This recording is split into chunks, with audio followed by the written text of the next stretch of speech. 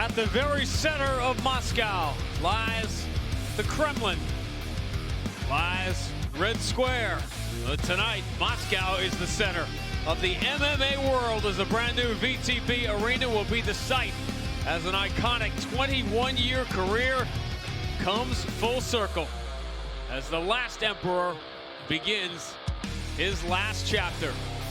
Fedor Emelianenko back home in Russia will close the show against his hand-picked opponent, the rejuvenated veteran heavyweight Tim Johnson, who just fought for the interim heavyweight title. Vitaly Minakov, well, he won the heavyweight world title back in 2013 and never lost it. He hopes to get back in title contention with a win. We've become accustomed to seeing a 0 next to the Nurmagomedov name, and one of the best 185ers in the world. He'll kick off the main card, all that at 3 p.m. Eastern on Showtime. But the night in Moscow begins with another student of a legend.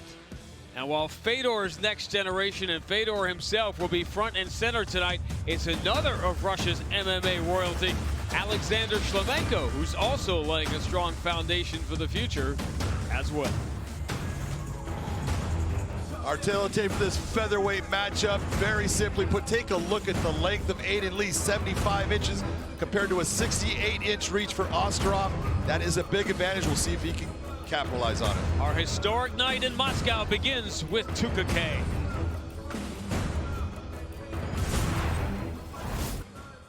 Ladies and gentlemen, very good evening to you and welcome to the VTB Arena here in beautiful Moscow, Russia. We are now ready to begin Bellator 269 prelims with 3 5-minute rounds in the featherweight division. Introducing firstly the fighter in the blue corner, standing 5'10", weighing in at 145.5 pounds. His record, 8 wins, 2 losses, and 1 draw, hailing from Omsk, Russia. Please welcome Alexander Osetrov.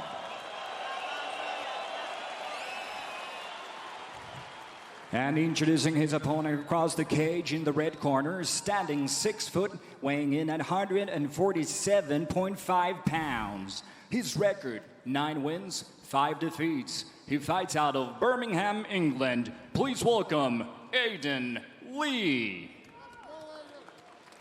Our third man in the ring will be our referee, Kevin McDonald.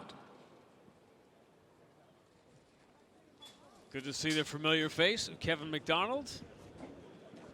Halfway around the world.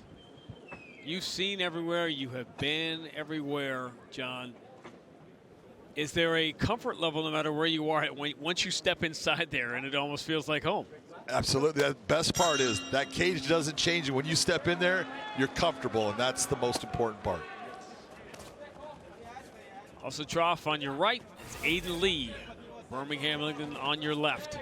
I think the fans are going to be in for a real treat because Osetrov, he loves to be in the stand-up, and so does Aiden Lee, and they're both very good at it. So they should be going after the big-time highlight reel kicks and punches that we want to see. Straight right got through from Aiden Lee. You see the height advantage is really more apparent. And sometimes you read something on the tail of the tape, but then when you actually see it, Aiden Lee looks much bigger in there. Trying to double up on the leg kick. Nice, clean, straight left hand to the body. Osetrov he will switch it up and he will go to wrestling. Aiden Lee is very good with it. He got hurt by that. Yeah. Aiden Lee is very good with his wrestling defense. So it's not going to be easy to get him to the ground. The length of Aiden Lee is going to be a problem for anybody in the featherweight division. When I think of Alexander Shlemenko, I think about that spinning back fist. Oh. I'm not sure how many guys ever did that better. How many times he did it? So now that you just saw that huge looping left hand by Osetrov, and you're saying that's a mistake, and you saw Lee try to take advantage of it with the counter. Those counters, if he allows those mistakes to continue on, Aiden Lee's going to take advantage of them. That's Osetrov trying to figure out how to close this distance. That's exactly right. Dangerous way to do it.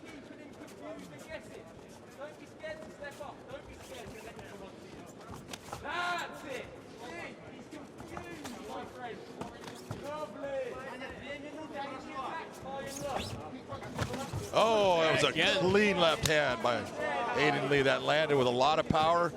Osetrov showing a really solid chin and just keeping up on that.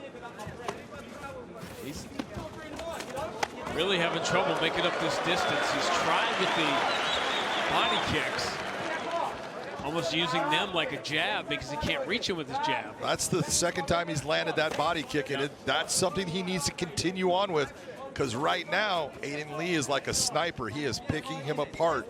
When he decides to engage and you see him slide in, he's being very accurate with his shots.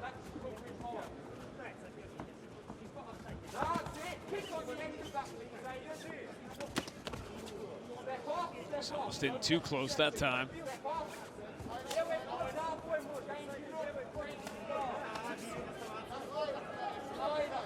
And you can see, watch as Osetrov comes in, he's almost anticipating getting hit because he's taking his head and dipping it down.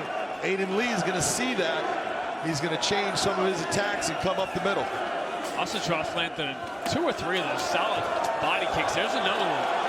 Now he's throwing the combinations, and for the first time, Aiden Lee has to back up. That's good. This is what Osetrov, he needs to gain the respect of Aiden Lee.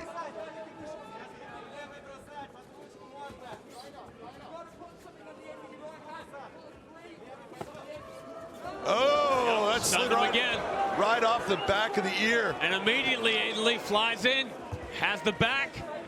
He's got that arm trap. Now it's not, but that is deep right now. Osetrov, he's going to go out. Osetrov taps. And talk about going on the road. Impressive from the start. He came out very confident. The clean shots at the beginning really set the tempo. And Osetrov looked like he never really settled into the distance between them. That it was the distance, and that's what we talked about at the beginning. It's very difficult when someone has that much length on you and they are good with their striking. It's difficult to get inside and make them respect what you're going to do. That was a beautiful performance overall by Aiden Lee. And when he jumped on the neck, look, he saw that he had his man hurt. When your man is hurt, it's hard to defend those submissions. That was a smart attack by Aiden Lee. Beautiful job of jumping on that rear naked choke. Watch the shots. Nothing. That's the one that hurt him right there. You see it. You can see his legs go out. Little push by Aiden Lee. And then right away, once he gets it back, he sees, he feels that arm go around. He says, oh, this is a good idea. I'm going to stick with this. You see Osetrov was trying to get rid of the leg. As soon as that hook got back in, he was in trouble. Ladies and gentlemen, the end comes at 3 minutes and 41 seconds into the round number 1. Your winner by submission due to rear naked choke, Aiden Lee.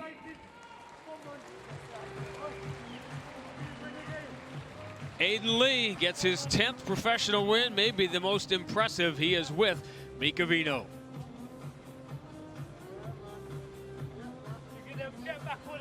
Ladies and gentlemen, I'm here with the winner, Aiden Lee. Дамы и господа, я с победителем боя, Aiden Lee. Congratulations, my friend. So you were fighting in stand-up the whole round, and then right at the very end, you submitted him. Was that the game plan? Pro striking, man. He's got the game plan. You know, I'm a good striker. I'm a world-class striker. You know, I was comfortable on the feet, but I knew I had a big advantage on the ground against him. So, you know, I did a bit of a shit takedown early, you know, but I set it up better in the second one, and it was a wrap. Renegade Jiu-Jitsu, come on. Я чувствую себя максимально комфортно в стойке, и мой план на бой был преимущественно, на самом деле, в борьбе, потому что я себя чувствую более комфортно в борьбе, чем мой оппонент. So, what's next for Aiden Lee in Bellator? Что следующее для Aiden Lee в Беллаторе? As they know, man, I don't turn down no fights. You know, when they offered me this fight, I was actually ill when they offered it me. I was in hospital with sepsis, but here I am, 10 weeks later, first round finished. You know, I'll fight anybody, they know this. Let's go. Я не знаю, что следующим для меня. Я вернулся буквально через 10 недель после моей травмы, и я никогда не отклоняю ни одного предложения о бое. Congratulations to the winner, Aiden Lee. Поздравляем победителя, Aiden Lee.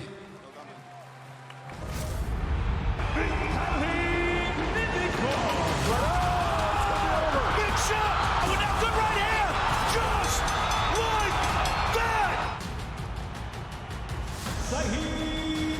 Sowma. Oh my goodness. It's over. My goodness. Big left hook. There's an extra thrill whenever two heavyweights make the cage walk. And Vitaly Minakov meets Sowma tonight in our first battle of the big boys. Minakov, 36 now, from Bryansk, has never been stopped in 23 fights. That's some feat at heavyweight, and has a single loss on points to Czech Congo, testament to his grappling greatness as a world champion in Sambo and junior world champion in judo. Training out of ATT, Surinamese Sowma comes in as a big underdog, but he proved last time out with a victory over the dangerous Ronnie Marks that he means business. Can the shorter, younger man by 8 years confound the form book and cause an upset tonight? Yes, he can, but he will have to strike hard, fast, and early in my mind. Otherwise, Minakov will grind his foe to dust and bones. And who knows, he may just break the habit of a lifetime, claim victory, not with a snarl, but with a smile. Don't blink, it's heavyweight showdown time. See, he made weight as we check out the tail of the tape. Our tail of tape for this welterweight fight, very simply put, you can take a look at the records. They're very close. Everything about these guys is almost identical except for that reach. To Tukake.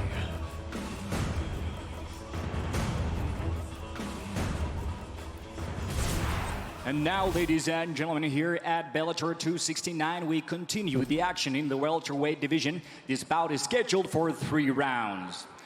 Introducing first, the fighter in the blue corner, standing 6 foot, weighing in at 171 pounds, holding a record of 12 wins and 4 defeats, hailing from Omsk, Russia. Please welcome Alexey Shurkevich.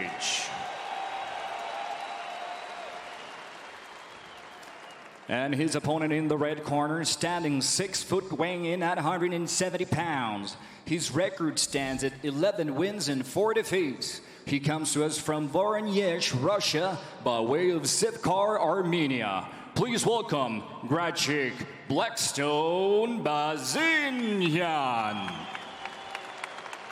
The referee in charge will be Brian Miner.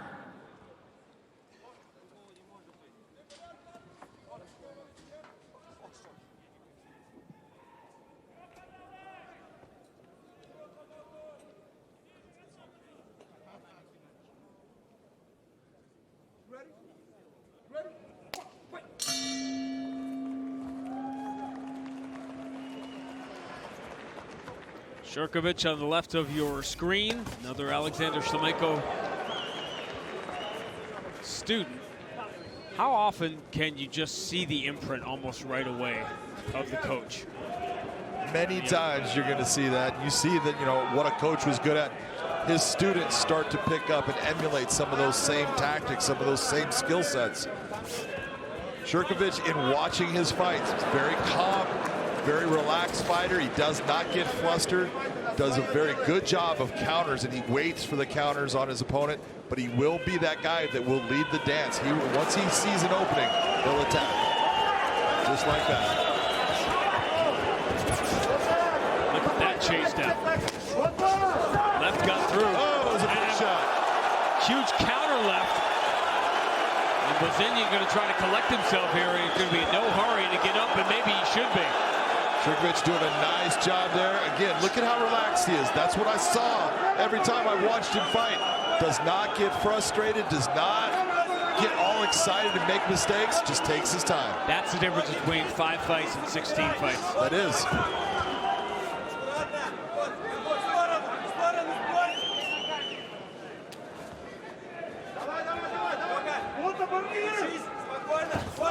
That one gets through again, and it's the patience that is giving him these opportunities. Nice job. You see, you're noticing that Shurkevich tries to keep his hips in front of his chin. His chin is sitting back. That's a smart maneuver. It makes it very difficult to land the up kick. He's surprised. Bozinyan seems to be perfectly content staying there, taking these shots. Well, yeah, he's really searching for this leg lock. He's entwined the leg here, but it seems that Shurkevich has been able to take that, control his balance, and he's still landing big shots. And look at how Shurkevich he almost has the leg tied up. Now he's been hunting for it. He's got a heel hook going right now. The problem is there's not a lot of pain on that until all of a sudden the knee pops. Shurkevich needs to be very careful. Slip his leg out right there. That's a clean move. Bozinyan staying committed. He's out. Leg, and he gets knocked out because of it.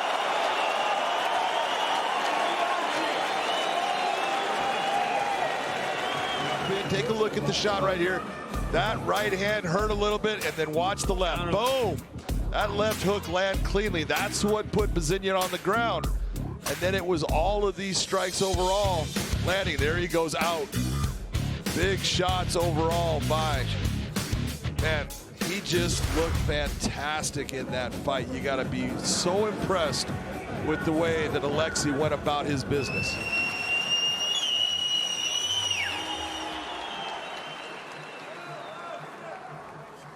Ladies and gentlemen, the end comes at 2 minutes and 25 seconds into the round number one. Your winner by KO, Alexey Shurkevich.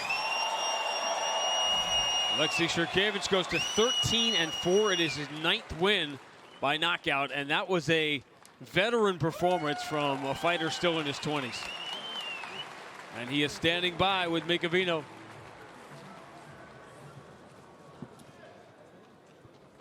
Дамы и господа, я с победителем боя Алексей Shurkevich. Ladies and gentlemen, here's the winner of this fight, Alexey Shurkevich.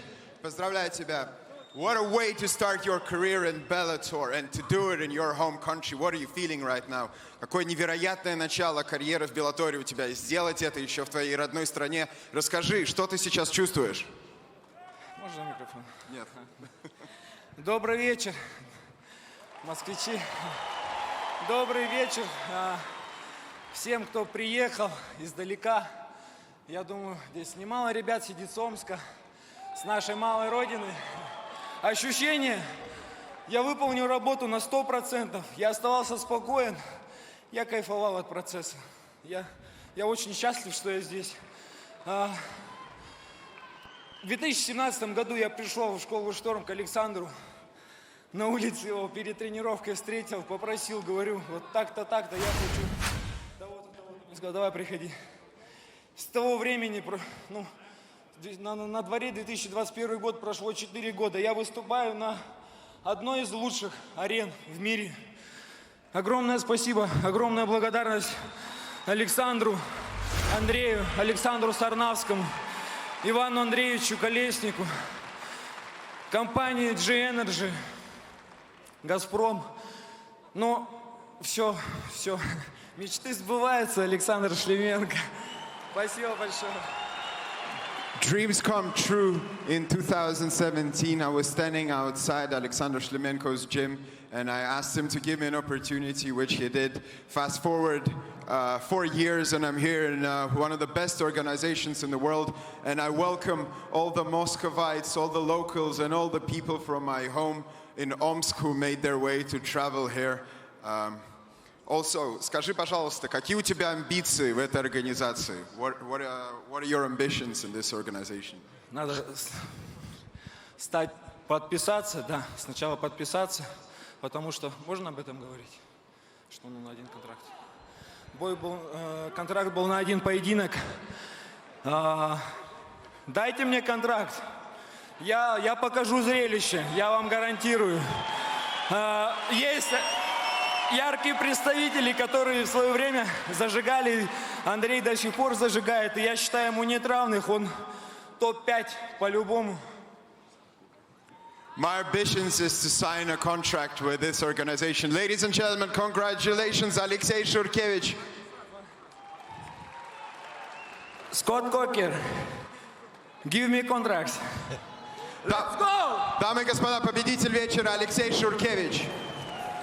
Brian Moore goes head-to-head with Nikita Mikhailov tonight in a bantamweight matchup, pitching relentless Irish grit against prowling young Russian bullishness. Moore, the 34-year-old veteran, looks sharpened down at 135 pounds, and now on a 3-fight winning streak, he'll give no quarter against 22-year-old Team Fedor fighter Mikhailov, one of several fighters on this card raised like a Spartan in sambo, striking and submitting. Mikhailov, 7-1 in MMA, hails indeed from Stadiozgol, Belgorod, home of headliner Fedor Emelianenko.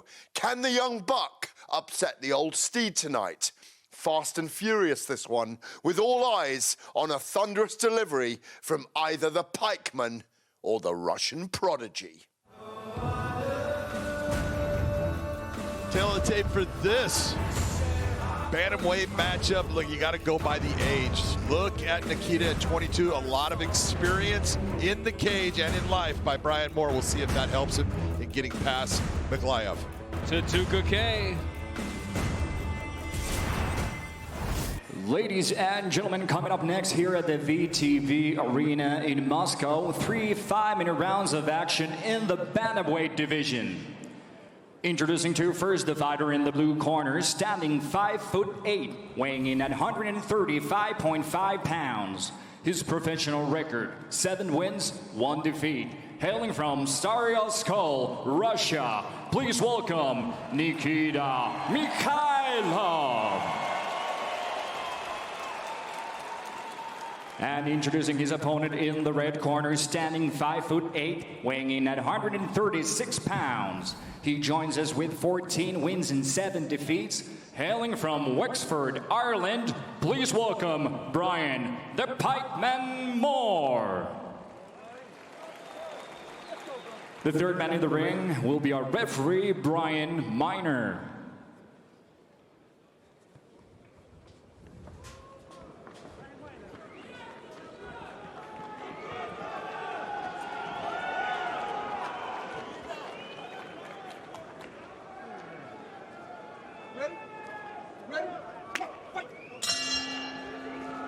Brian Moore on the left of your screen, already his 9th fight in Bellator.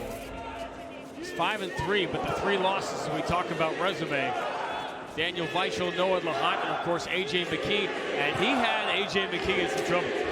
Oh, he had AJ McKee in a lot of trouble, and that's, you know, when you're looking at Brian Moore, this is at bantamweight 135. All of those fights, and you're talking about, you know, losses against someone like AJ McKee, the champion, a loss against Daniel Weichel, all at 145 pounds. Brian Moore has found his spot at 135. Now, that's not saying that this is going to be an easy fight. I am telling you, Nikita is dynamic. He is great with his foot sweeps, and he's good in the stand-up and on the ground. If you can't see the skill in 45 seconds, you're not looking. Mikhailov. See, beautiful. That's good stuff. Treetop that leg, brings him down, goes to the back. Technically just a very talented young fighter. But this is a big step up for him, not just level of competition, but in experience on the other side. This is a huge step up for him. I was very surprised when I saw this matchup based upon the experience of Brian Moore and how tough he is. They're asking a lot from Nikita in this fight. He's got the skill level to do it, but Brian Moore is a guy that no one gets past easily. Very smart, beautiful knees by Brian Moore, softening up the body. Using that underhook, using the cage.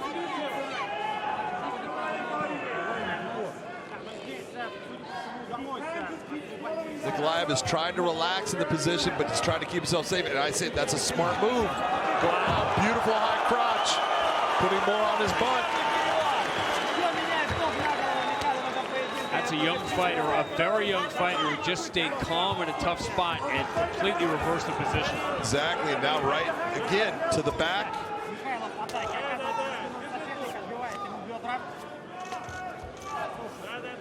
Brian Moore right now wants to fight the hands, break those hands. One of the things in MMA that you're allowed to do, look, when you can get those hands together, gable grip, S grip, all the different types of ways that guys are gonna hold on, it's tough to get those hands apart.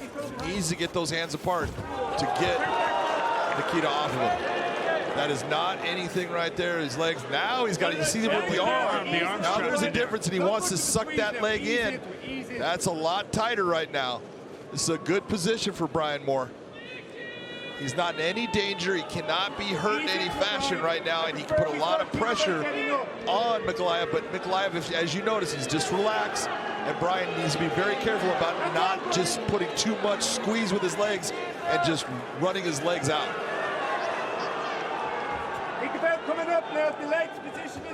Because he doesn't have the angle on this, it's not going to be a submission. You're not going to see Mikhailov tapping out to this or going unconscious. He's got to change that angle. You don't see Russian fighters tapping, period. They will almost always choose B, nap. You see him going after the Kimura with the arm, holding on to that triangle, but you see, you notice where his foot's at now. It's in the back of his calf. It's not near as tight, and that's why he let go of it. What did he want Mikhailov to do there? He wanted Mikhailov to roll from the Kimura that he had to get up on top. Big shots. Yeah, Brian Moore didn't get up quick. That was a big shot. Now he knows he's got to get up. This is twice we've seen very young Mikhailov turn dangerous bad positions into offense quickly. And notice how he's going after. This is what I've seen every time I've watched Mikhailov fight. He gets those opportunities, and watch him post up and land with big power. And look at the damage. Man, that elbow opened Brian Moore up. Brian Moore, 40 seconds. 40 seconds, right. Left overhook and wrap up the head. There you wrap up the head. Just relax here, Brian.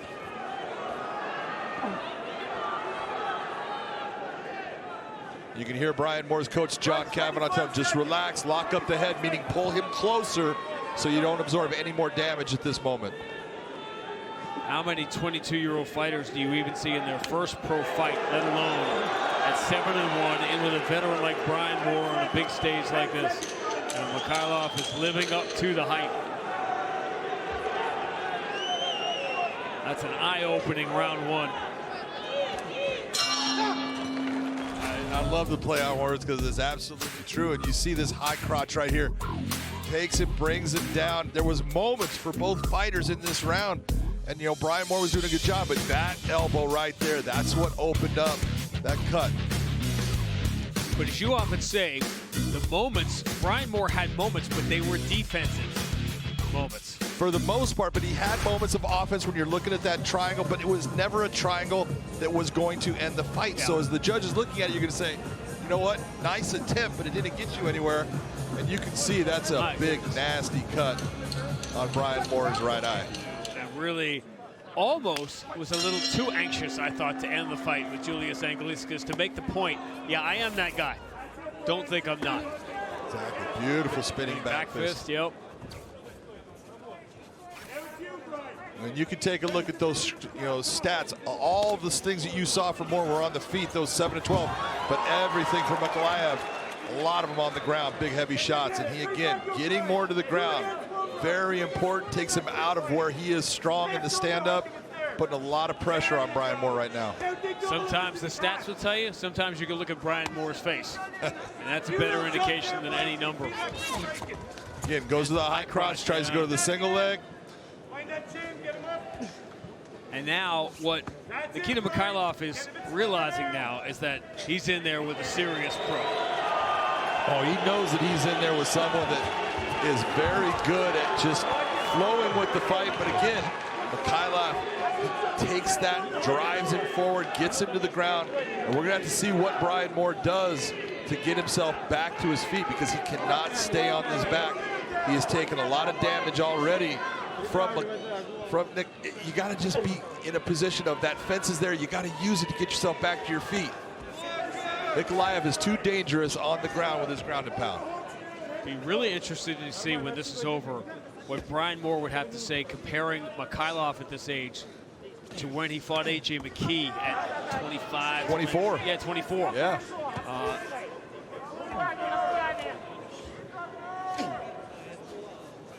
shoulder strike.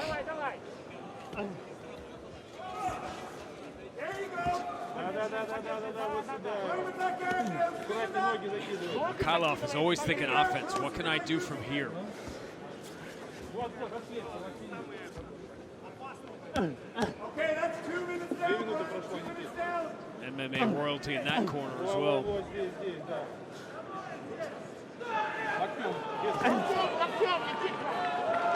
Brian needs to work himself back to that cage, use the cage as a balance point, and start to wall walk it to get back to his feet.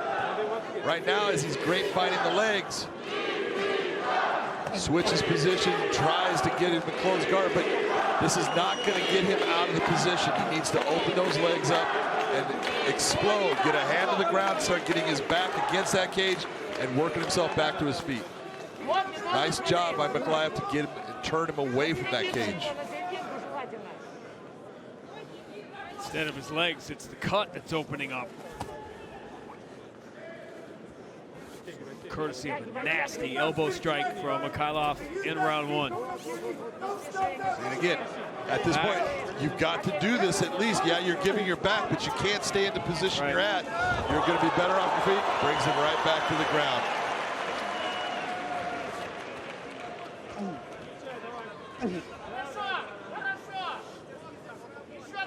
It's got to be a demoralizing moment when you spend all that time and energy trying to get back to your feet, and in the blink of an eye, you're right back down looking at the lights.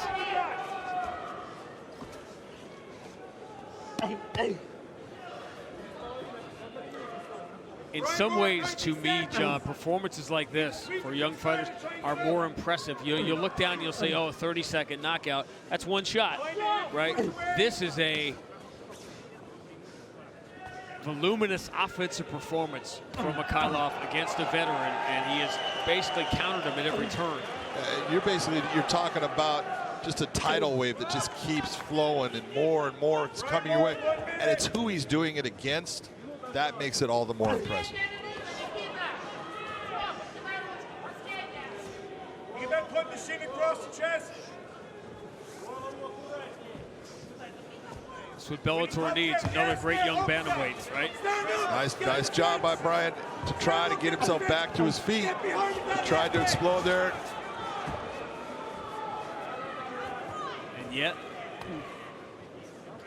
And yet, after all of that explosion, all that energy burn, we're right back in that same position. You're right, that is demoralizing as a fighter. This is going to be a 32-man Grand Prix before we're done. If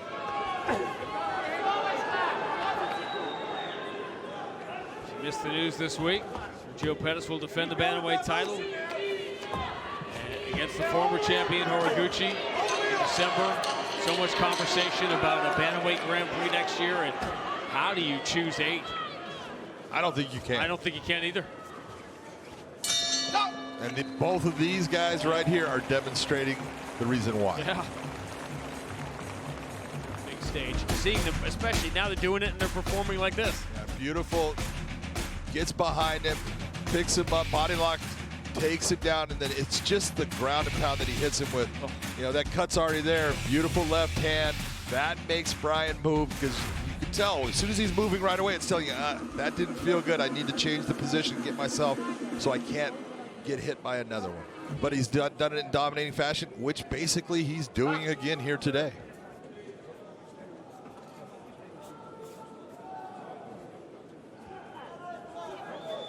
Brian might want them to look at that cut again.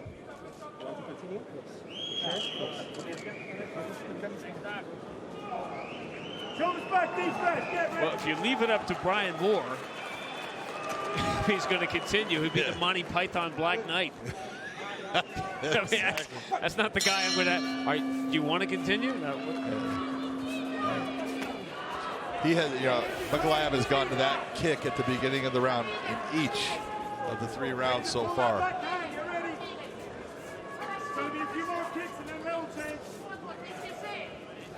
See, and what has happened to Brian Moore so far is making him to where now he's hesitant in the stand-up. He's hesitant to overextend because he doesn't want to end up back on his back on the ground here. He's gonna get there again. Really gets it hot. Yeah. You notice how he bounced him off of the cage, Really good technique. Nice job by Mikhailov. He's trying to just drag him off to the left here. Put a lot of pressure on Brian. Brian's trying to work those hands. He cannot break the hands and the grip. And now he's getting his hooks in. Team Fedor, give us a break. He's going to look for a Suluev stretch here. That is a nasty submission if he gets it. He let go of it. He's looking for it again. What he's trying to do is extend that left leg of Brian Moore, putting a lot of pressure on that hamstring. Now he's switching it. Was that a risk worth taking? Was it close enough? And this is what happens when you go for leg locks. Is, you know, the leg locks can be that ender of the fight, but it can also put you in a bad position. And now, are the tables going to turn based upon one shot of that leg lock? Now Brian Moore's got his back. This would be big. And under. This could be a huge comeback. Mikhailov went for a crazy submission. Brian Moore's got the body lock on. The choke isn't there right now, but Brian does have that body lock. He can work from there. He had him in round one in more of a defensive position, trying to wait for Mikhailov to make a mistake that he never made. Brian Moore very nearly had the comeback against A.J. McKee. And the second round of that fight with A.J. McKee, man, he was putting it on A.J. Had some great moments in that fight, and right now he's in a position. You notice how Mikhailov is controlling that right arm, because right now that's going to be what's going to lock that choke in. If he controls that, Brian's not going to have that choke. And he switched to grab the other glove because he wanted to punch with his right hand.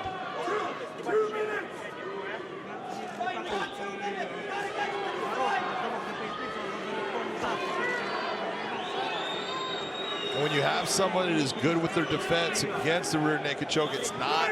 Everyone thinks this is so easy. Oh, it's not. There's a lot of things going on right now, and you just see how he's locking down the arm. You know, just when you're talking about someone grabbing your wrist right there, that glove ends up working against you because it's like a big stopper at the end. You can't just pull your hand through. Is this an area of the sport where there's been tremendous evolution defending the rear naked choke? Oh, absolutely. You know, guys are so much better now at their defense and understanding where they're going to be safe, what they have to control to keep themselves safe. But it only takes one move by Brian Moore to take that chest piece and move it into a position. Now it's in danger. And if it's not responded upon, he's going to end up with that checkmate. Brian Moore in a great position in the round, but he's got 68 seconds left in a fight he is undoubtedly losing 2 rounds to none.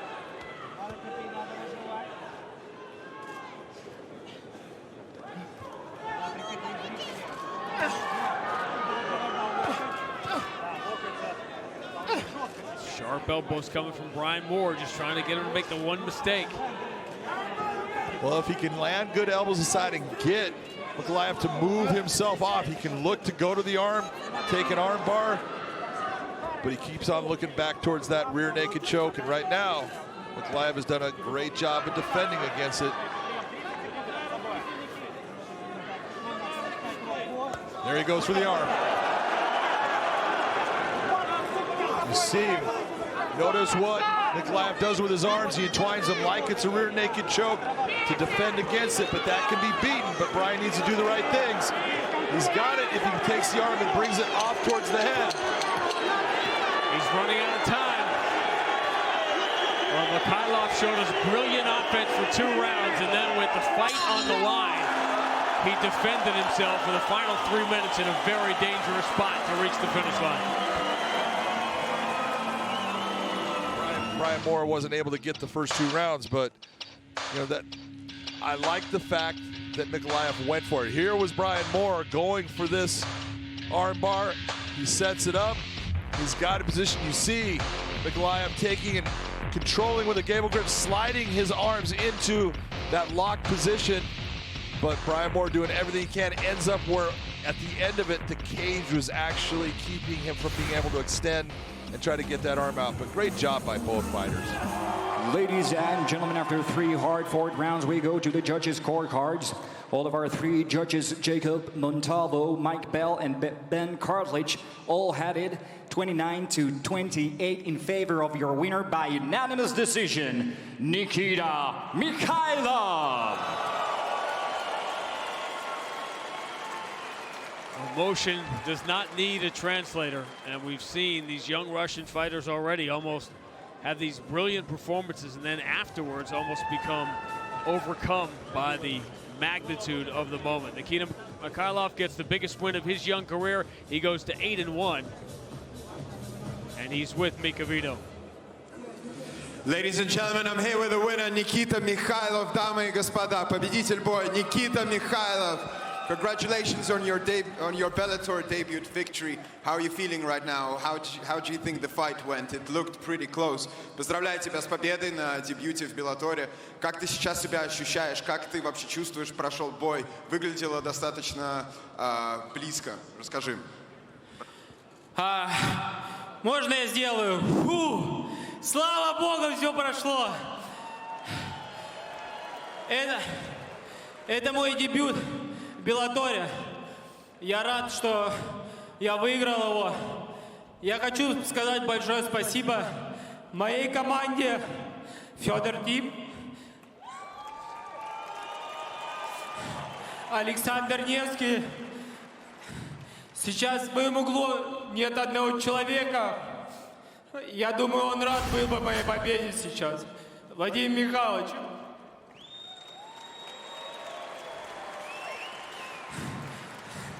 Хочу сказать большое спасибо моей команде, которая сейчас со мной в углу. Это Вадим Немков, чемпион 93 килограмма.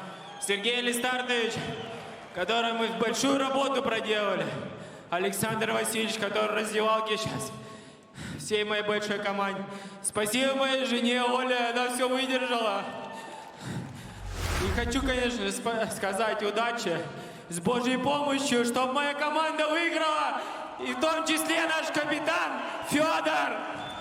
С Богом!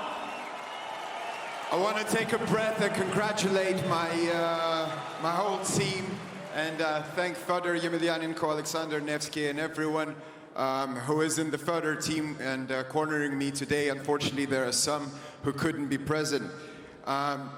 You're representing Fedor team. How does it feel to be fighting in the same fight card with Fedor Emelianenko? Ты представляешь команду Федора Емельяненко. Расскажи, каково это выступать в одном файт-карде, где также дерется Федор? Это большая гордость, что я выступаю здесь. Большая ответственность очень давила на меня. Но я справился. Я горжусь, что я в этой команде. Очень сильно горжусь. Спасибо моим близким с Лисок, с Воронежа, со всей России, кто приехал. Я знаю, вы здесь. Я горд, что я выступаю за эту команду. Это лучшее. It's a great honor to be representing Fedor team. And congratulations, Nikita Mikhailov. Дамы и господа, поздравим Никиту Михайлова. Usman Nurmagomedov meets Patrik Pietilä in an exciting matchup tonight that is sure to get the MMA chattering classes in full debate again. Indeed, after just 2 fights here in Bellator, Nurmagomedov already has a great following. The younger cousin of Khabib, he benefits greatly from his relation's guidance, alongside Javier Mendez at AKA in San Jose, where a group of men from Dagestan continue to mesmerize and dazzle us in global mixed martial arts. The likes of AJ McKee and Patricio Pitbull may be some way off, but with 8 KOs from a 13-fight undefeated run, Usman is on the way upward. Opposing Nurmagomedov in the cage is Patrik Pietilä. Known for his durability, the big man from Finland is 11-8 in MMA, but he's only been stopped twice in that 19-pro career. Can Pietilä make a name for himself here, or will Usman march onto the Moscow streets with his arm raised to add a new legion of fans? We shall soon find out, my Spartans. Our telltale for this fight, big thing you can look at, the height difference. Is it going to be a difference? I don't think it will be. This should be a very close matchup. And you see how much Alekseeva missed weight by. To 2K.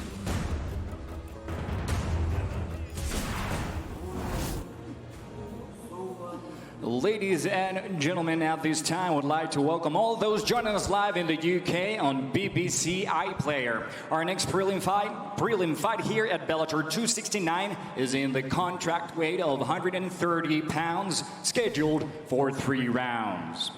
Introducing first the fighter in the blue corner, standing 5'4", weighing in at 124.5 pounds, holding a professional record of 5 wins and 2 losses. Fighting out of Le Conquet, France. Ladies and gentlemen, here is Stephanie Page. And introducing her opponent across the cage in the red corner, standing 5'8", weighing in at 129.9 pounds. Her record, 3 wins, 1 defeat. Hailing from Chelyabinsk, Russia, would you please welcome Irina Russian Ronda Alexeyeva.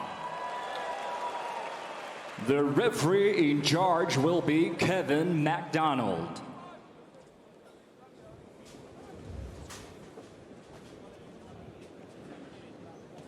Could have been worse, John. At least they didn't make this a 205 fight. This is true.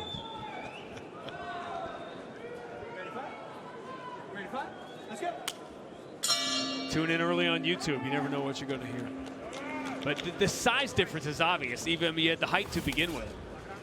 And if you're missing weight to start with, you know, who knows what you're weighing by the time you come in the cage.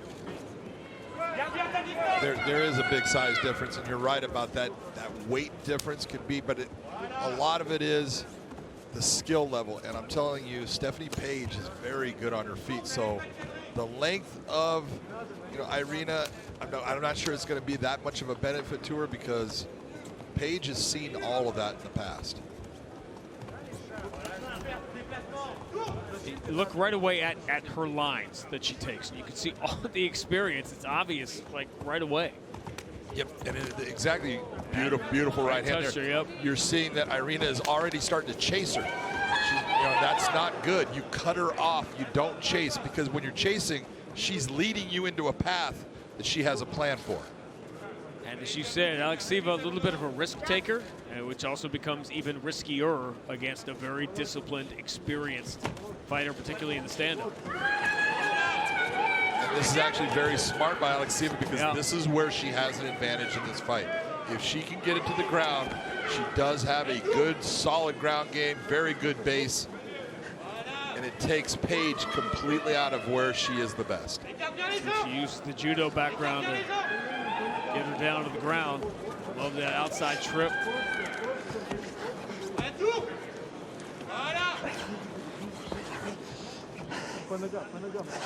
Right now you're seeing Page has got double unders, but with a lot of judo players, they love the overhook. They use it for their throws. So when you're looking at Irina with these overhooks, that's not a bad position. She's comfortable with that.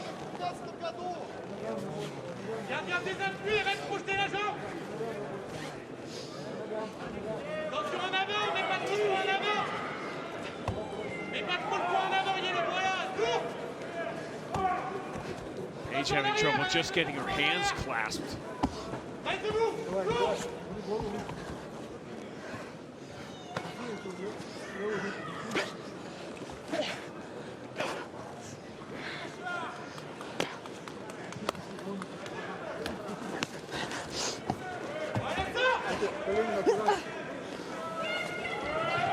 Alekseeva had about 45 seconds of the stand-up and said, no, you know what?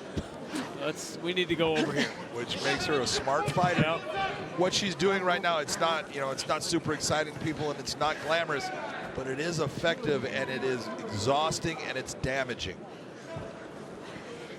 You take a lot of shots, a lot of knees to the body, to the thighs. It slows your footwork down. All of this is beneficial to her getting a win at the end of this fight.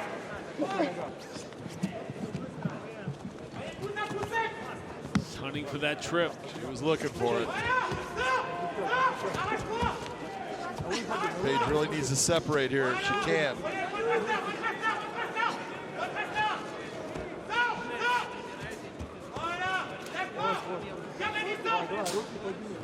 That was about 2 minutes along the fence. Let's see if that slowed Paige down at all.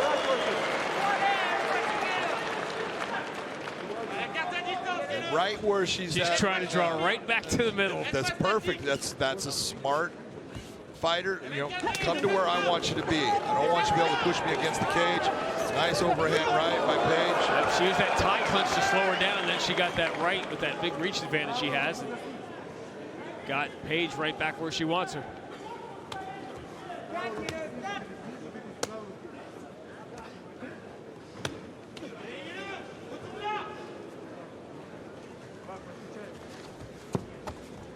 Nice step over by Paige, not to allow the trip to happen.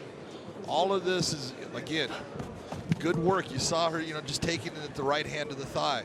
Doesn't look like much, but Charlie horses work. I mean, they make the muscle tighten up, and that makes you not as effective, not as fluid in your movement. You're not bouncing around as much after that. Nice outside trip. She's looked for that for most of the first round. If you're going to end up on the ground with her with only 20 seconds left, not a bad time to do it. Just keep yourself safe.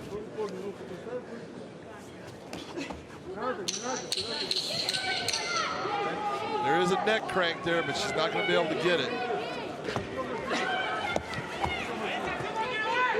Alekseeva, the bully in round one. Obviously, Paige, you know, is the better stand-up fighter, which we expected. Beautiful low kick right to the hamstring.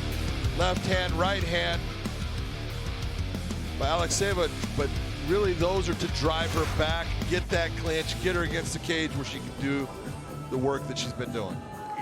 UFC 25, 26, somewhere in there, it became popular, but it does start to cool you down a little bit. It helps you get a little bit, your heart rate coming down. It's a smart technique to use by the trainers.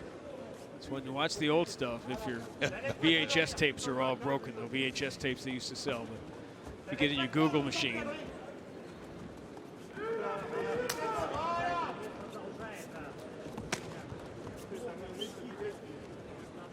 And lateral movement by Stephanie Paige will keep her from putting her back on the cage. She cannot take like that pressure right there and move backwards. She needs to move laterally. Oh, you can see the damage that one shot did. You can look closely at the left leg of Alekseeva. Already the mark is there. That one kick did as much damage as all the things that Alekseeva did in the first round to Paige up against the cage. Keep an eye on Alekseeva's balance, just the way she's moving.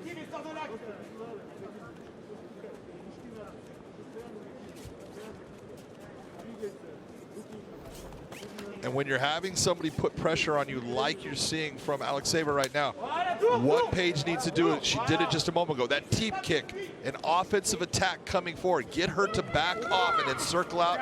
You're going to be right in the middle of the cage where you want to be instead of up against the cage where you don't.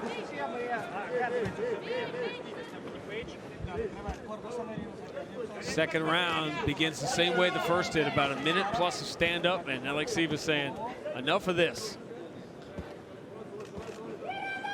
This is exactly where Irina Alekseeva wants to be. On the ground, taking Stephanie Paige completely out of where she is dangerous in the stand-up and making this a ground fight. She can pick her shots. She can move for submissions. This right now can't play out any better for her. She needs to be very careful with that right leg of Stephanie Paige. She's trying to control the ankle, but her head is right over the top of it.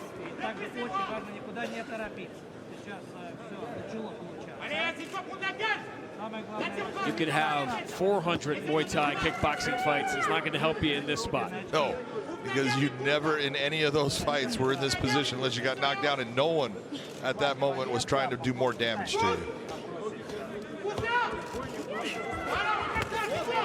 Nice job by Stephanie Paige to explode, get herself back to her feet at least. She's looked very good in the stand-up, as you would expect. That knee made some contact. Nice knee. Very well placed, smart by Irina. This time looking for an inside trip. And she's starting to get a little too far forward, though. Explain what you mean when you say that. When you're seeing it, she's got that overhook and she's trying to drag and she's trying to step her leg through so she can get that throw. You can get to the point where your opponent's able to just hook their legs right around your body, and now they have your back.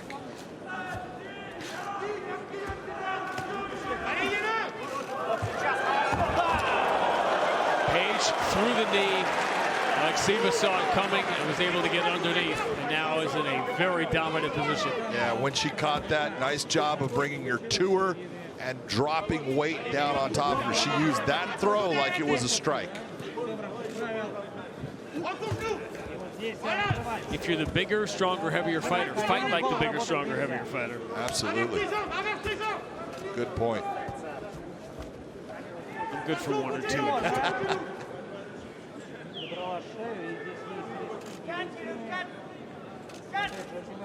We are about an hour away from going live on Showtime with the main card.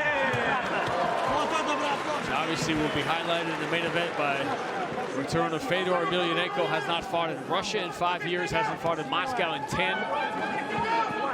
Got a good neck crank going right now. It's tight. She's got a good neck crank. There's a lot of pressure on her right now. Paige is putting up with it. She got a little bit high. What she wants to do is drive her hip into her and arch her back to make that head start to go towards the right shoulder, but she's unable to do it at this point. Right now, Stephanie is safe. Irina is getting out of position. She should let go of it if she doesn't have it. If you realize it's not going to work, don't lose the position. She's bowling her way to another round. Man, in the center of the cage.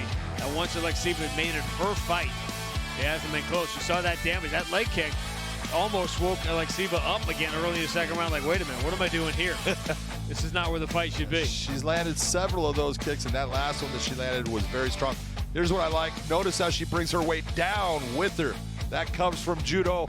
The throws, you never want to just put your opponent down. You want to bring your weight on top of theirs so they get impacted by all of your weight.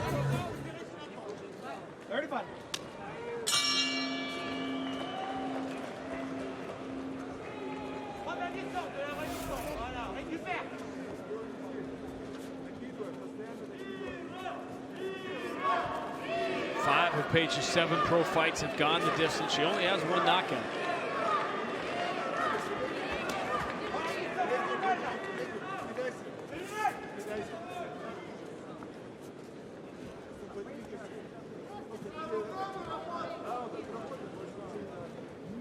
If a fighter continues to have trouble making weight, it's when do you ask the question?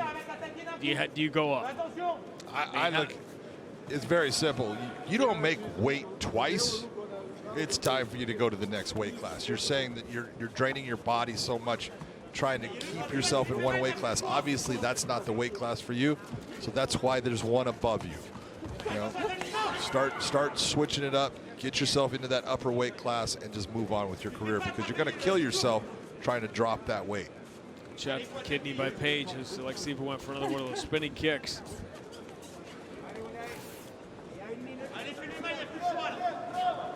Paige needs to up the tempo on her attack. She's a little bit concerned about getting into that clinch position again, but the only way that you're going to do damage and make it so those clinches don't happen is to land shots and put your opponent on the defense.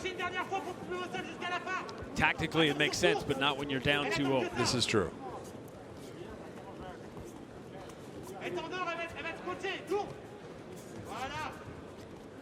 Irina doing a much better job of cutting the cage off, checking that movement of Paige, stepping off to the side where she's moving and making it to where she has to stop. See, Alekseeva isn't moving great from those leg kicks. No, Thinking that big one in the second round. That front leg is tight. There's no doubt about it. Body kick by Alekseeva. Again, she's landing good shots, but she is not moving well at all. Look at how stiff she is on that front leg a lot of the time. That's because that muscle has taken a lot of damage from those kicks. If it hurts now, wait till tomorrow morning. Oh, it won't take till tomorrow morning. It'll happen tonight. She'll be walking around not feeling real good about the way that leg is. We were in Phoenix last week. I saw Slava Barabchenko on the street the next day, and after the kick he took from Henry Corrales, he was just dragging that front foot. That's what you don't see. You know, you don't see the morning after. That's not on pay-per-view. No, but it definitely is painful. This is what fighters go through. Alekseeva right back to that clinch position. She's been dominant here. She's been able to change this fight, make it the way that she wants to attack her opponent. Nice job by Paige to get out. Smart moving back to the center. She escapes, but she's got 100 seconds to make something happen.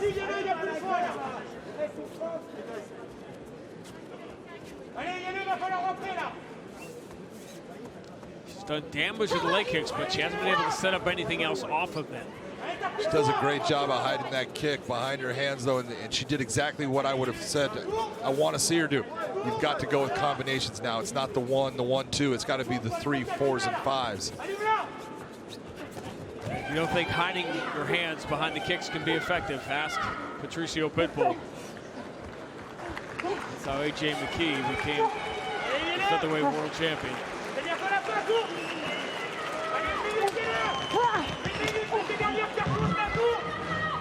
Are we headed for a rematch there? Patricio's older brother Patricky fighting for the lightweight world title in 2 weeks in Dublin against Peter Queally. Plenty of world title fights coming up. Chris Cyborg will defend her featherweight world title on November 12th. And Sergio Pettis Horiguchi bantamweight title fight that is going to be fascinating to watch.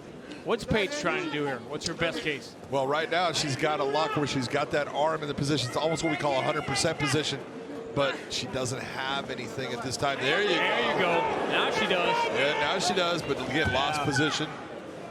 And that's because she had no way to attach her body to Alekseeva. That's what her legs are there for, and those are on the ground. She was going for the Hail Marys as she had to do in the final seconds. But Alekseeva gets to the finish line. Ladies and gentlemen, after three rounds of action, we go to the scorecards. Here are the score totals. Mike Bell and Jacob Montalvo both had it 32-27. Brian Miner scored the bout 29-28 in favor of your winner by unanimous decision, Irina Russian Ronda Alekseeva. Irina Alekseeva gets back in the win column. Facing a very, very experienced fighter. Her teammate and training partner. A lot of emotion as there has been in almost all of these fights. Irina Alekseeva is with Mikhailov.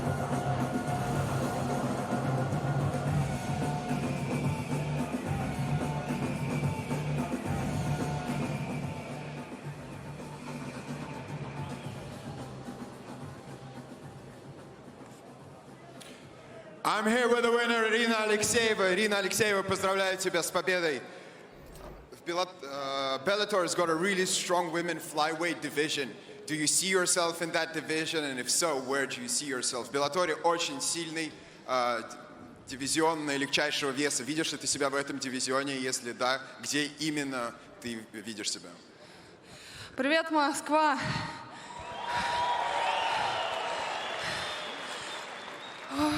Хочу поблагодарить Лигу Bellator за то, что они меня подписали, за то, что дали мне возможность здесь выступать. Я очень благодарна вам. Тяжело мне очень было согнать в эту весовую категорию. Я подумываю о 66, конечно же. Надеюсь, проведу еще несколько боев, если получится в 57. Но Если будет очень тяжело гонять, хочу провести пару боев в 66, и потом с Крис Сайберг хочу бой, потому что она мой любимый боец, и так как я уже боец сама возрастной, я бы хотела под конец, там ближе к своей карьере, подраться с сильнейшей женщиной мира. Thank you very much, Bellator, for giving me opportunity to fight. I actually find it really hard to cut weight, so I might have to start with a higher weight division, but I'll give it a try. And I'd like to fight Cyborg. That's always been my ambition. У тебя очень интересный никнейм. Скажи, пожалуйста, что он значит, кличка, по которой ты дерешься. You've got a very interesting nickname. Can you tell us a little bit about it? Хочу сказать про никнейм то, что меня так народ прозвал, я себя так никогда не называла, но это только чисто из-за внешнего сходства, ну, может быть, еще то, что потому что я дзюдоистка, которая перешла в ММА, в принципе, как и Ронда Роузи. Ну, когда я чуть-чуть на массе, с пухлыми щечками, я на нее больше похожа, чем сейчас. This nickname was not given to me by my friends. I did not invent it myself. It's because I'm also into judo, and my friends find a lot of resemblance with Ronda Rousey when I'm a little bit heavier than I am now.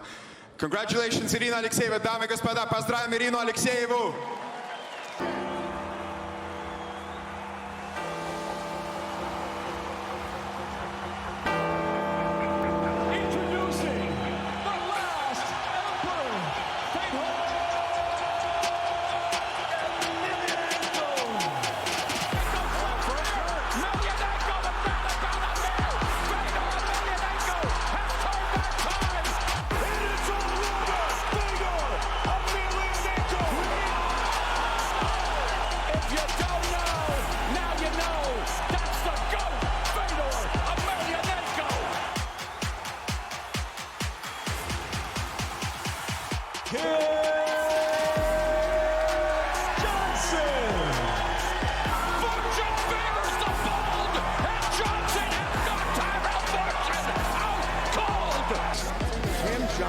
Pouring it on early. Looking to finish it right here, right now. And it's all over! Tim Johnson!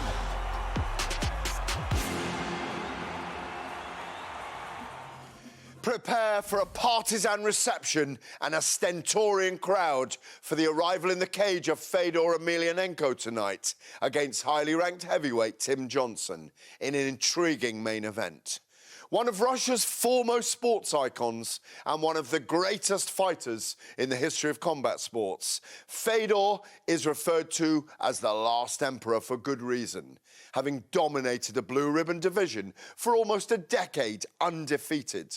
It beggars belief that the great fighter dominated every stylist during the Halcyon era, a pantheon of greats, from Mirko Krokop to Mark Coleman to Antonio Rodrigo Nogueira, Big Nog. OMG, you might say, as the OG steps up for his 46th fight tonight, returning to Moscow for the first time in almost a decade on the back of a dominant beatdown of Quinton Rampage Jackson.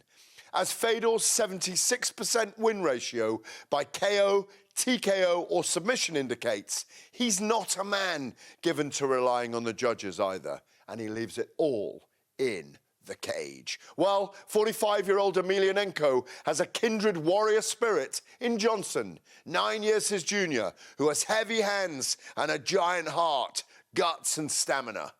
A fight with Fedor is on every elite heavyweight's bucket list. So will Johnson spoil the party tonight and land clean? Or will Fedor fulfill his assignment against the American and bring the walls down in Moscow? Fedor, Pajalusta, for the many great years and the many great memories. Our tail of the tape for this flyweight matchup, very even, but the reach advantage with Sadura is there. Can she use that as a tool against Mazdyuk? We're going to find out. To our ring announcer, Tuka K.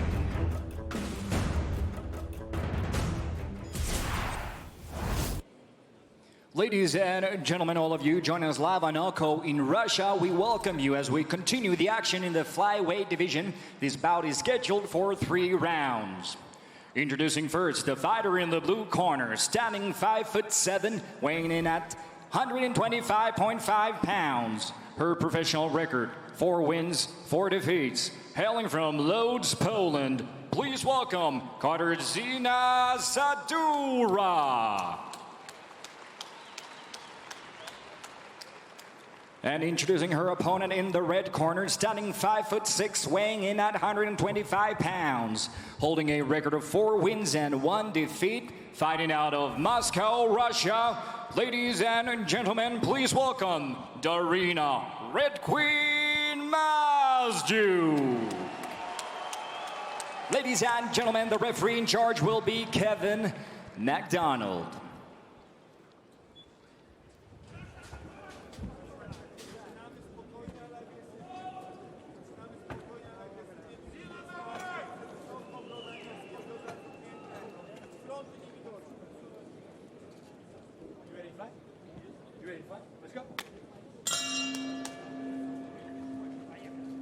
I wonder what Kevin would do if somebody said no.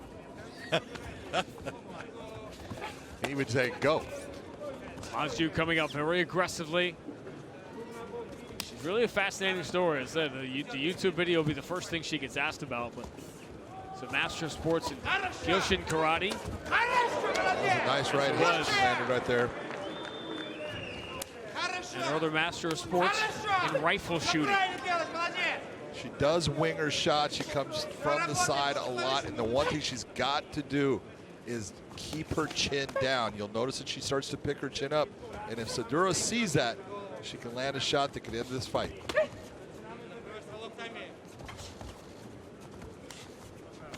Those looping shots also leave you open for the body kick.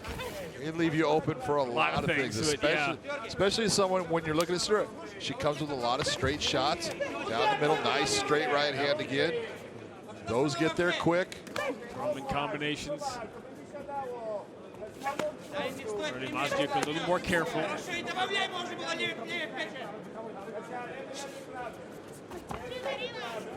Another shot she just landed. See the right side of Mazdyuk's face is already bright red. Latest installment in Where in the World Has John Been Loads Poland? I've been to Loads I'm sure Poland. you have. Poland's a great place. I mean, the one thing I call them hardy people because they're all just tough, strong, hardworking. It's a great place to go to.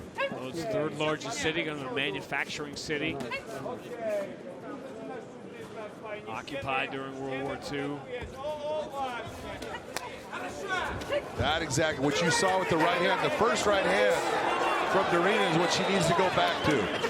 Stop winging it from the side, straight down the pipe. Got Sadura on the move. Yeah, you can see the damage she did. That last combination. And you go back to that spectacle fight that she had with the 500-pound. The one thing that you saw out of her is she's a gamer, because when a 500-pound man grabs a hold and stuffs you into the cage, there's a lot of pressure there and a lot of people can panic. She didn't. She made her way through it and then ended up beating him. I'm going to take your word for it because that's never happened to me. And I hope it never does.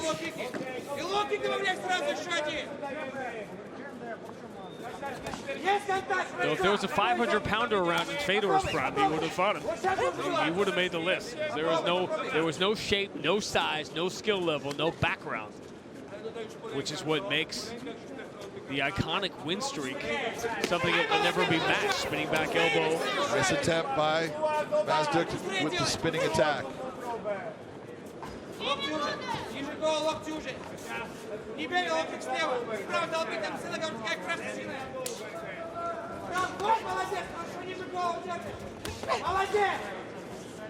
Mazdyuk is having a lot of problems with the length of Sadura.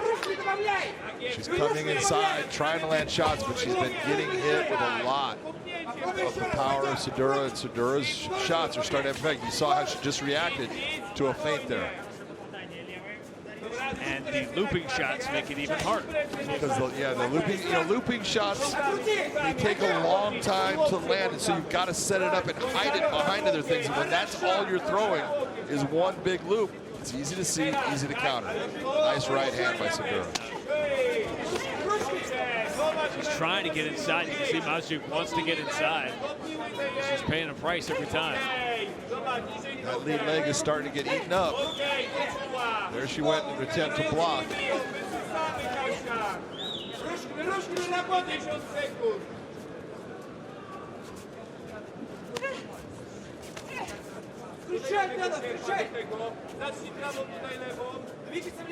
Mazdyuk not moving well now, up front leg.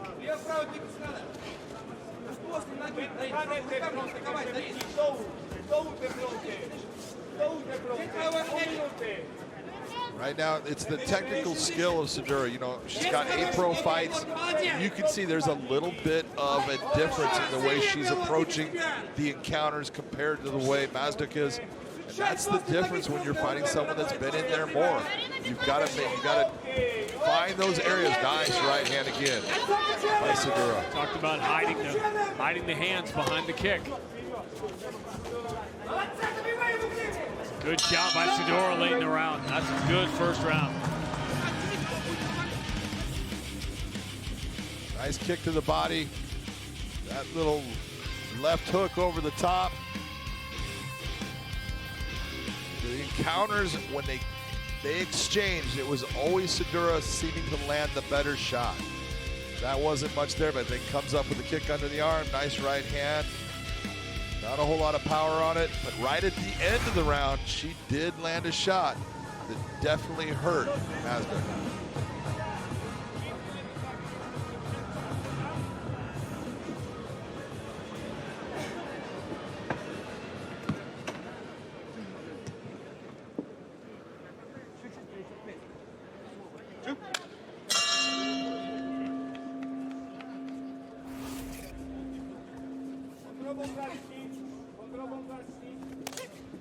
Always that difficult in between rounds when the things that usually work for you don't.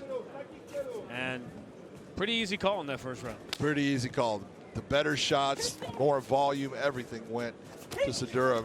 Mazdyuk needs to really set herself into saying, I've got to come inside, I got to keep my chin down, and I've got to throw straight shots. See, they both thrown the exact same number of shots. Mazdyuk trying to catch the leg.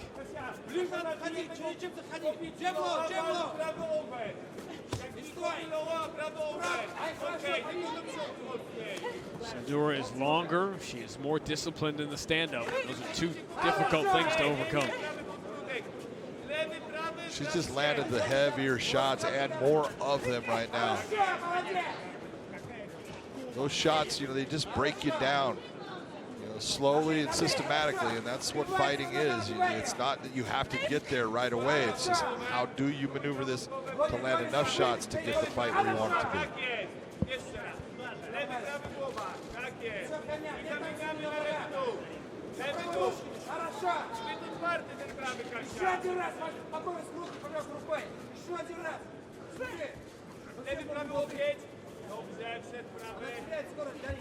Sadura getting a little bit away from the straight punches that she was throwing early. She needs to go back to that. Can that be fatigue? What causes that? It can be. You know, your technique starts to wane a little bit when you get tired. So she needs to go right back to settle down. If you have to break away, take a couple of deep breaths, re-engage, and then come back to doing what made you successful in that first round. Those leg kicks have put some damage on Mazdyuk. You can see the way she is moving, and it's not good. No, she's very stiff on that front leg. Let's see it hurts her as she steps on it. Nice right hand. That's what I'm talking about. Then she switches stances. She should never be going to that southpaw stance. She does much better. Sadura's doing much better from the orthodox. You can see the damage that the kicks of Mazdyuk have done too, and both fighters have been substantially slowed down.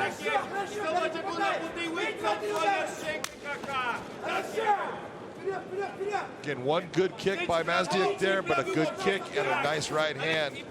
Again, right hand landing by Sadura. She's just getting more shots off that are being more accurate. Here comes one. You can see that coming because Mazdyuk can't get out of there quickly.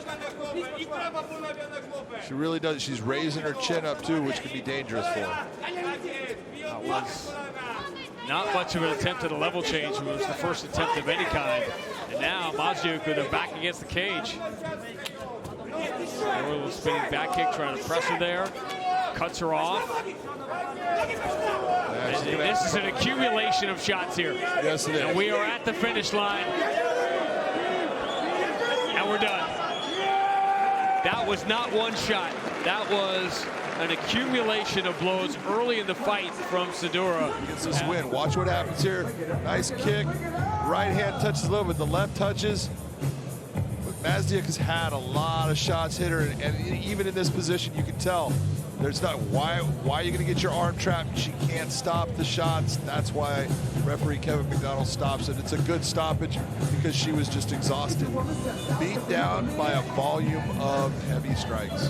I don't know if that was building the wall so much as kicking the bricks out of the wall until it fell. And having them all fall on you. That was I'm done.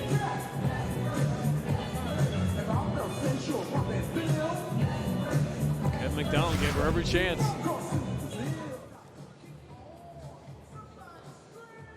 Ladies and gentlemen, we have time of 3 minutes and 17 seconds into the round number 2 when our referee in charge, Kevin McDonald, steps in and calls a halt to the contest. Your winner by TKO, Katarzyna Sadura.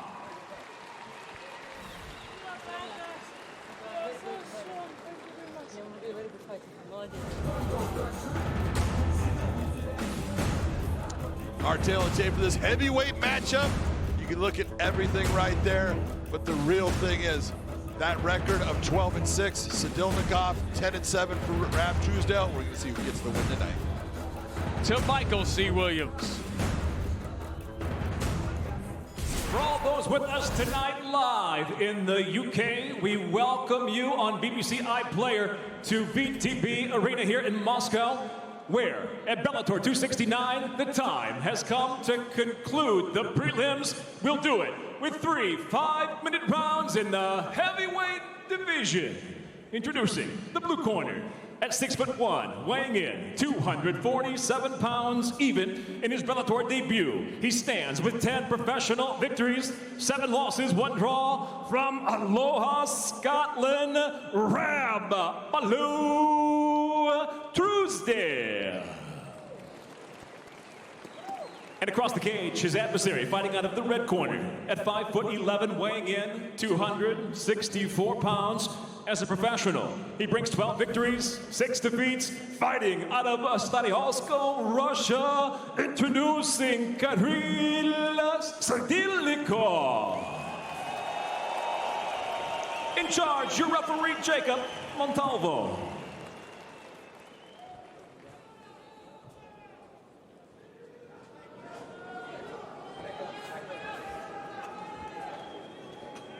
Ready? Are you ready?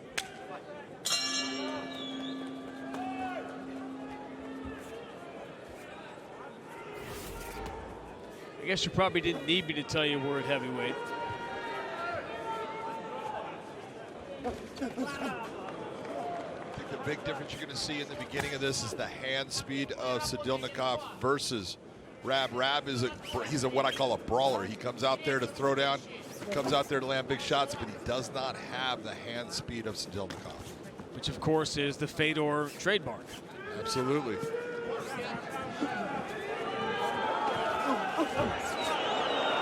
Quick short left got in there. Nice little check hook. And you could tell that that little thing hurt Rab already. That one did too. Let's take a look by his reaction, and all of a sudden covering up quickly on the inside. And he's getting touched. He is, a lot. Already the damage is apparent. Sidelnikov coming out strong.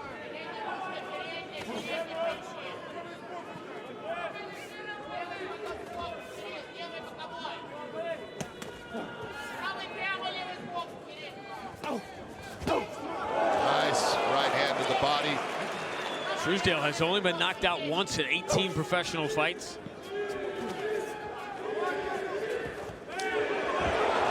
Little trip by Sidelnikov, and now he is pouring it on. And those early shots paying dividends as Truesdale was too slow to move out of the way to taking the damage. That arm, he had the arm trap. Truesdale does a good job to get his right arm free. You saw the body position of Sidelnikov. Notice how he was all postured. Now he's postured back up. That creates, he's able to create a lot of power from this position. Got the arm trapped again. Dropping big elbows. Yeah, these are big shots. Rab is in real trouble. That elbow. Jacob Montalvo needs him to move. He doesn't, so it's over.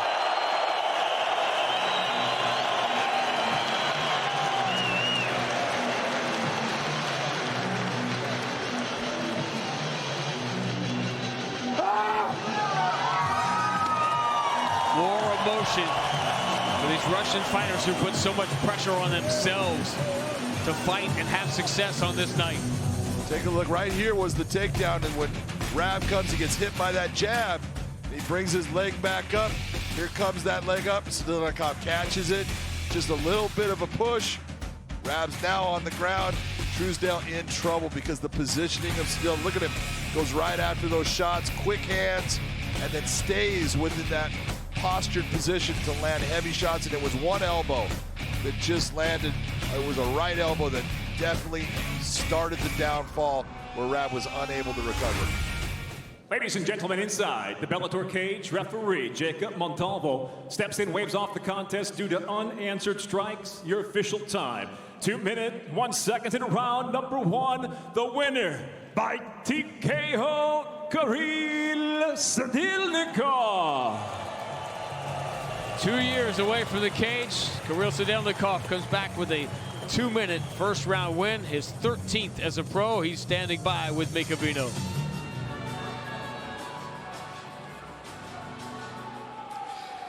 Ladies and gentlemen, I'm here with the winner, Kirill Sidelnikov. Поздравим Кирилла Сидельникова с победой. Поздравляю тебя. This is your third fight in Bellator. This is your first knockout victory. And it is in your home soil in Russia. Tell us about how that feels. Это твой третий бой в Беллаторе, твоя первая досрочная победа. Расскажи твои ощущения выступать в твоей родной стране. Добрый вечер, Москва. Рад всех приветствовать. Огромное спасибо всем, кто сегодня здесь собрался.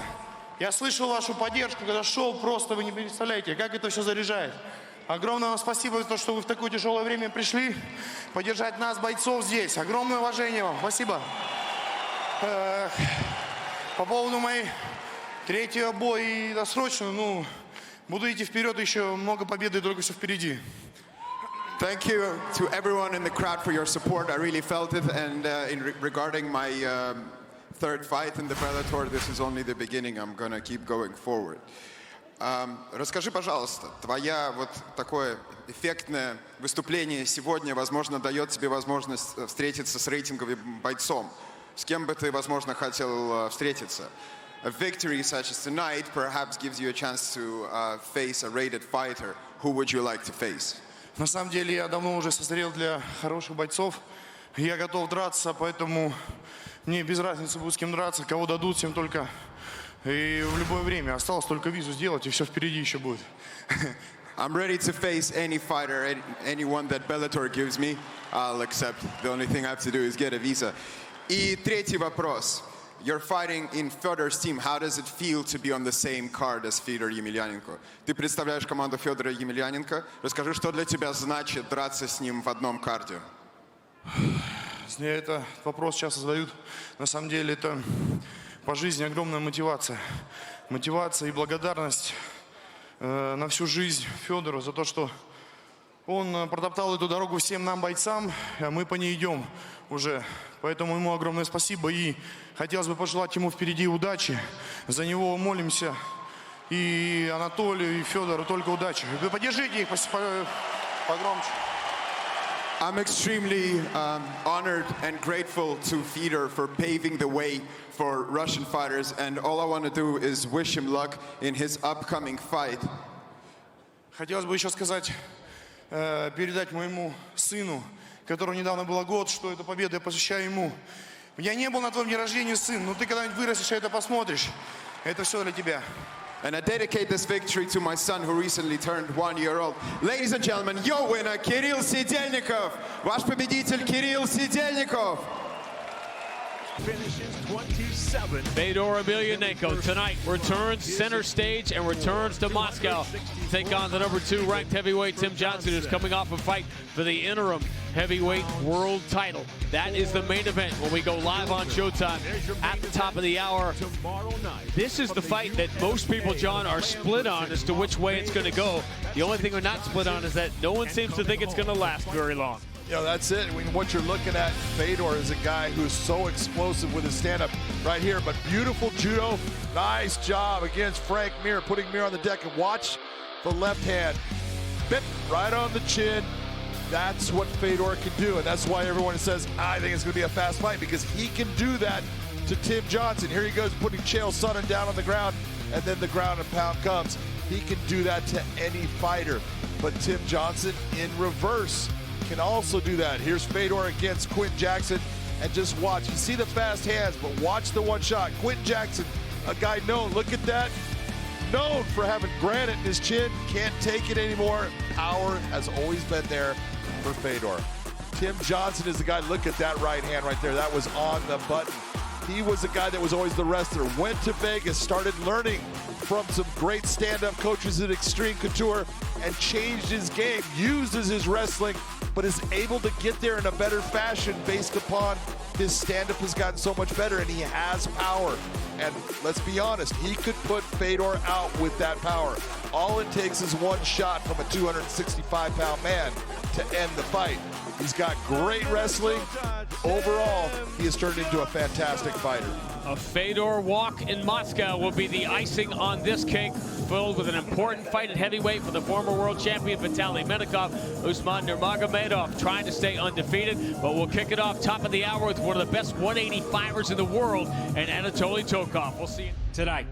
The largest country in the world welcomes home a mixed martial arts giant and favorite son. Fedor. Fedor. Fedor. Fedor is my favorite fighter of all time. Any Fedor fight's a big fight. Fedor was a legend. Best guy I've ever fought. No fear in his heart. The best in the world. Come on, Fedor is the greatest of all time. For the first time in history, Bellator MMA lands in Moscow, Russia, with an epic night of fights headlined by the greatest heavyweight of all time. Очень ответственно, и у меня всегда, конечно, бои мои. Я к ним максимально ответственно подхожу. Вот, но у себя дома хотелось бы, конечно, победить, чтобы наши зрители, россияне, порадовались.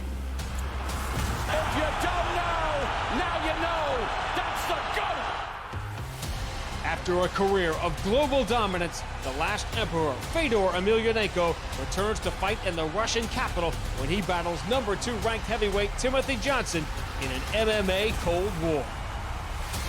From Russia, with love, this is Bellator 269.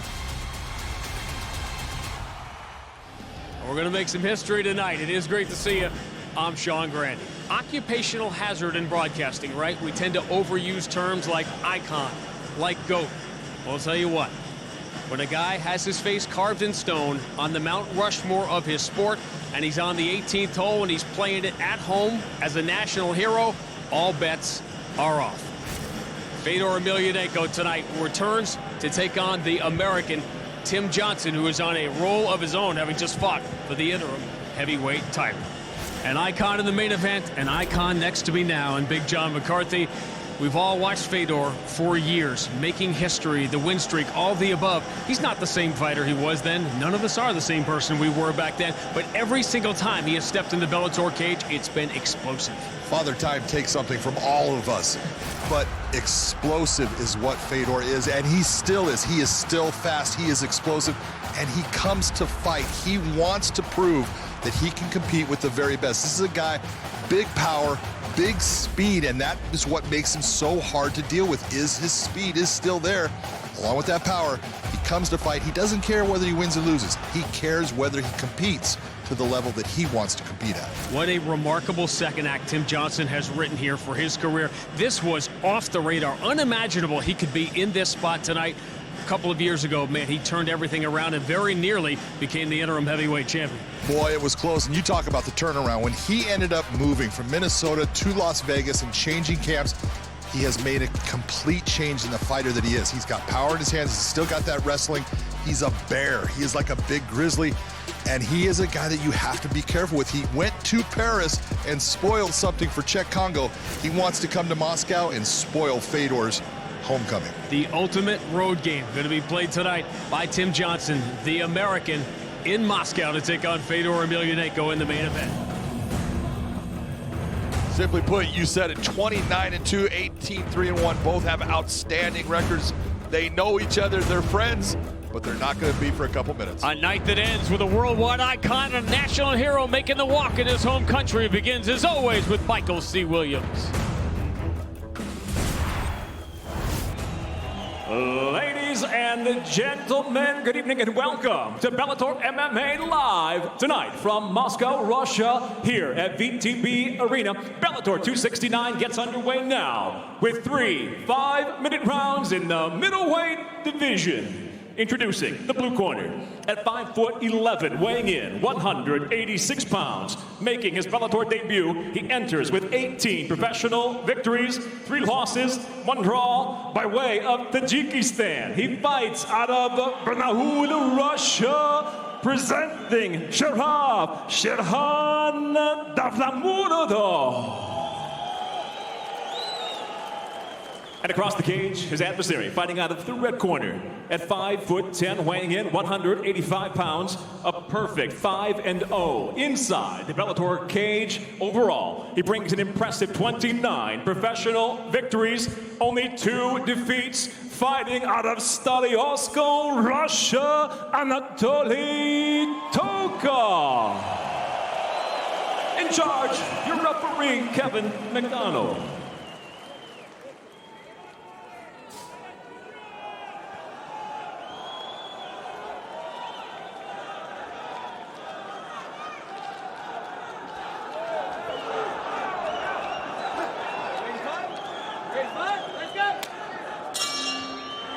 Both men said tomorrow we drink together, tomorrow we eat together, tonight we fight.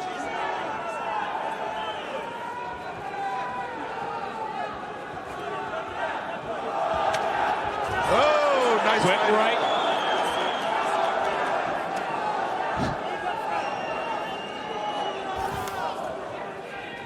What goes away when you're fighting a training partner, John? Well, what goes away is you know what he brings, you know what he does well, and so you go into it already knowing, well, I got to be careful of this. I have to watch. He likes to do this. All that information is there, so normally you get a faster fight starting off from the beginning. We talked about this so much last week going into the Ryan Bader fight with Corey Anderson, and that one didn't last very long.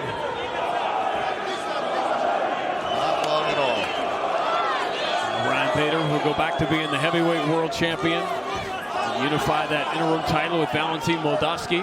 Nice little switch step with the right hand over the top. Now, Tokov has been out of the cage for a long time. Don't forget that, as dominant as he has been. He's eating some shots here, trying to get inside. Davlatmurodov doing a really nice job, and he's done this in the past. It's good with his movement, little head movements, left and right. He keeps his head off the center when he comes in.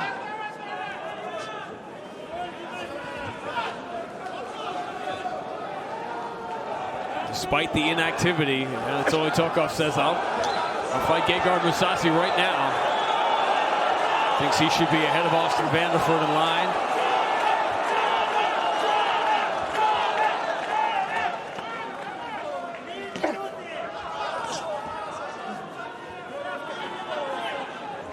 We always say, John, a lot going on here. What's at the top of that list? Well, right now what you have going on is those double unders that you see. That is a dominant position, but he wants to keep his hands not in the middle of Tokov's back. That's going to cause him a problem.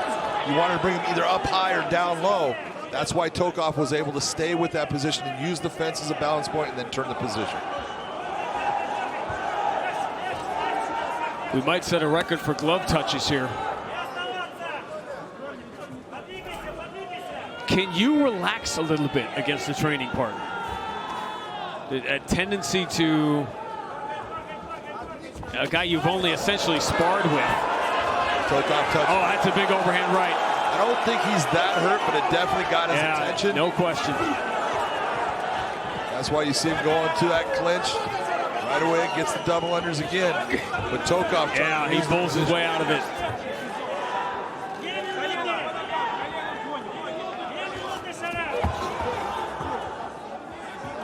Tokov tried the inside trip. Wasn't successful with it, but that gets the attention of your opponent. He knows what you're trying to do now. Tokov just trying to feel that pressure, see where he can turn. Nice job by Davlatmurodov. Turn the position. Again, see those hands? You want him down on the hips where that red band is on the shorts. That's a better position for him than where he's got it right now. And that's why this happens. We're talking so much about Tokov, and rightly so. He has earned all the hype, but Davlatmurodov has not lost in 4.5 years. He has won 6 in a row. And that damage and that cut isn't a big cut, but it's in a spot that's troublesome. Yeah. Right now, it's not giving him any problems. He's not dabbing at it or anything like that, but we'll see if it starts to affect the vision. You just saw him swipe at it right there.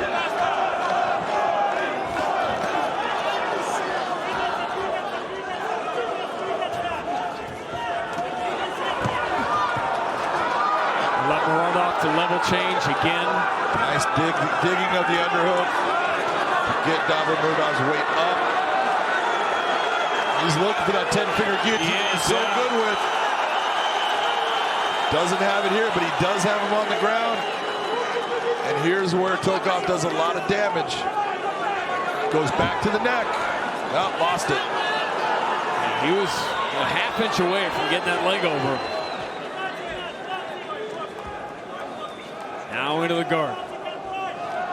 And the big thing for Tokov when you're looking at him in this round, it's the speed of the fight. He's got to get himself back to being used to that speed. This is an interesting round to call. Tokov did. Here's that point where that punch, you see it was because of the leg being held up. He's off balance. So it's really not, based upon being hurt. He just was in a position where he could be pushed back. And then you saw the shots that when Tokov hit Davlatmurodov, that right there hurts him. Watch him take him. Now you can't see it with the leg, but knee coming up in the middle. And then with the takedown, the guillotine attempt, that should go 10-9 for Tokov. Against Brett Cooper. Brett Cooper caught him, beat him, and he came back and got that win back for Brett Cooper. And Brett Cooper just one of 2 guys to stop Davlatmurodov in 22 professional fights.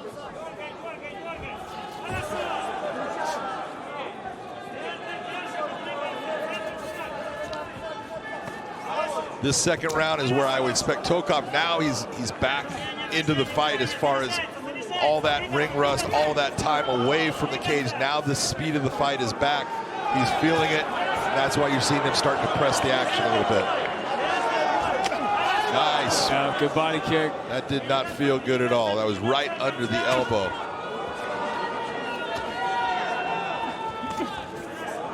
You've seen some of the toughest men in the world take one of those shots in the wrong spot, and it's done.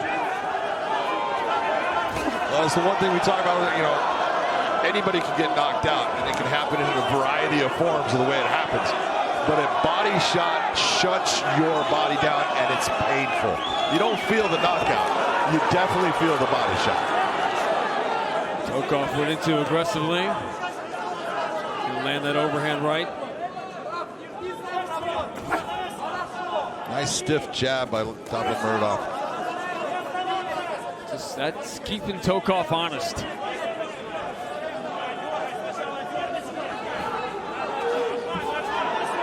See right there, perfect opportunity. He missed the counter, but that's what he's looking for. Davlatmurodov extended, got a little overextended on it. Tokov wasn't able to capitalize. A little closer that time.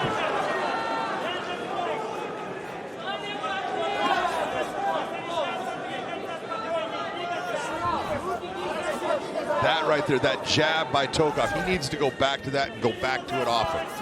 That sets up all of his offense. Nice. Right there, that's exactly what he did. He set it up with the left jab. That's it. Landed one of his better shots. That's why he gets the easy trip takedown now. all of this just adds up. And when you're getting into that flow, nice job of controlling that backside ankle. Now it's going to be tough for Davlatmurodov to come using the cage to get himself back up. He's trying to force his back towards the canvas. Notice where he has his legs too, Sean. His legs are not in a position to stop the movement of Tokov right now. That's why he's switching his hips. Tokov close to getting over.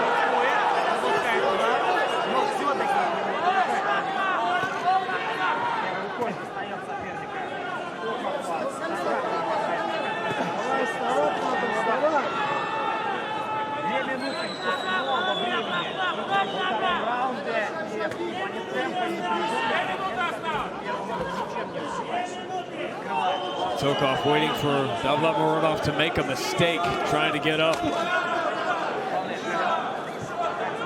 Yeah, everyone talks about why doesn't he just stand up? It's not easy. There's a ton of pressure there. Yeah, you try it. It is not what you think.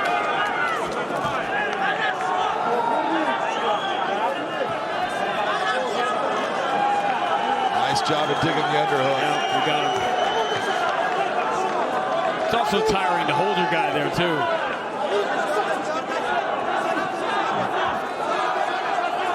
It definitely can be. One of the things, that's what you're looking for, is the guy using his body weight and technique, or is he driving into him by using muscle?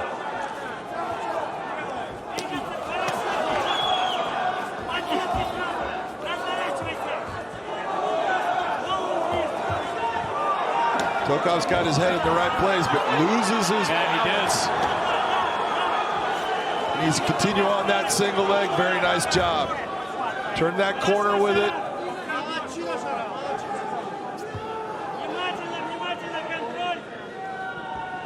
And at this point, he needs to let go of that leg and start wrapping his hands around the midsection of Davlatmurodov and drive forward. That way, where the hands are where Davlatmurodov is in this position, it doesn't do anything for him. It actually makes it to where it works against him.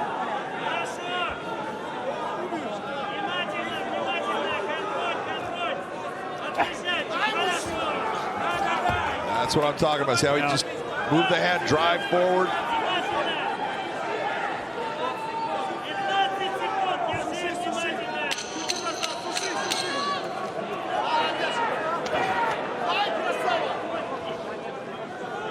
Tokov again, the aggressor. Very tough physical round two. Obviously landing some of the heavier shots overall, but that was a clean left hand by Davlatmurodov right there. Right hand lands.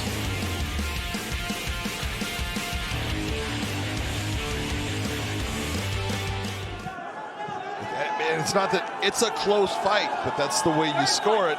And all it takes is one little thing to make that difference. Tokov has only gone to the judges' scorecard 7 times in 31 pro fights. Doesn't happen very often.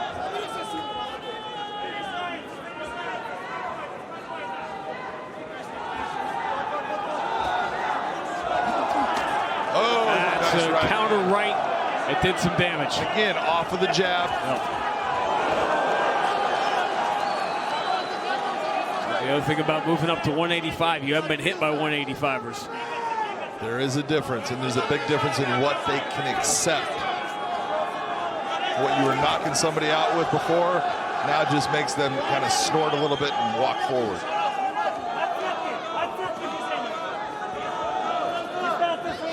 As we've seen all throughout the night so far in the prelims and beyond, so much pressure on the Russian fighters, particularly the Team Fedor fighters, trying to perform for their country, trying to perform for their teacher on his night. Carrying a lot of emotion into the cage. Davlatmurodov is just not getting out of there quite fast enough, and he's just taking some of these shots here on the way out. And a big difference that you're seeing, I want you to watch his head placement when he's throwing. He's not bringing his head off of the center line now. Now it's staying right down the center, and that's why Tokov is being able to land these counters.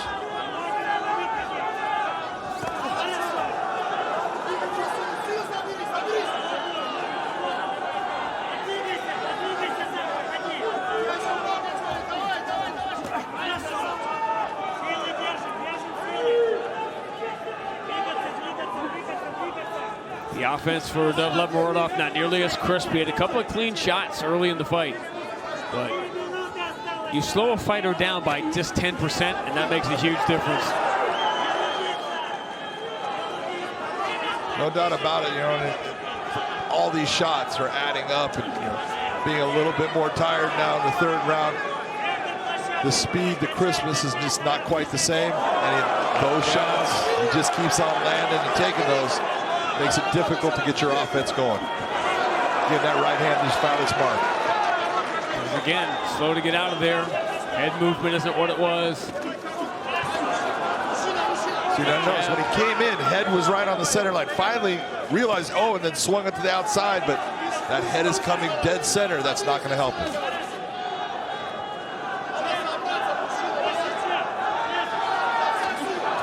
The first 2 rounds were close. This one has not been.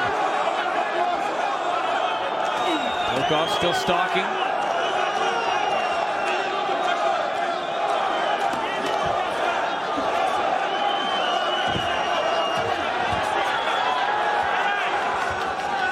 Tokov easily turns him. Davlatmurodov's wrestling has gotten much better. He did a good job of stonewalling that right there, and just where he's putting his hands, his hand position, you can see he's been working on his wrestling defense. Stop time. Just go over here. That is not what friends do to each other. No.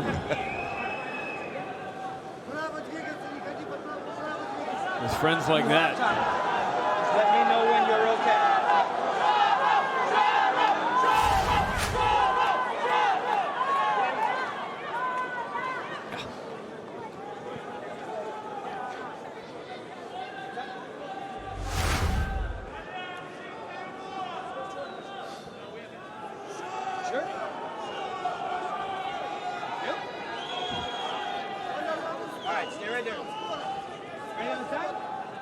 Guys, let's keep it clean. It's very Kevin McDonald mode. You sure? You sure? You sure? I'm feeling something.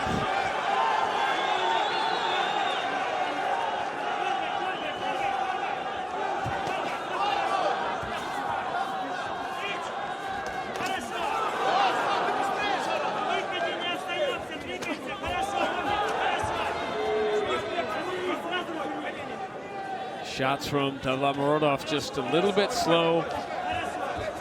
And Tokov has not seemed to lose any of his strength or speed as this fight has gone on. And that was pure power right there. Nice squeeze, got his hips into his opponent, brings him over on the backside. There's the step over, beautiful. This is what happens when you get tired. So quick. Now Tokov, got 40 seconds to work from this spot. Trying to frame there. Nice explosion. Escape. Great job by Davlatmurodov to get himself back to his feet and returns the favor on Tokov. He does. Nice job.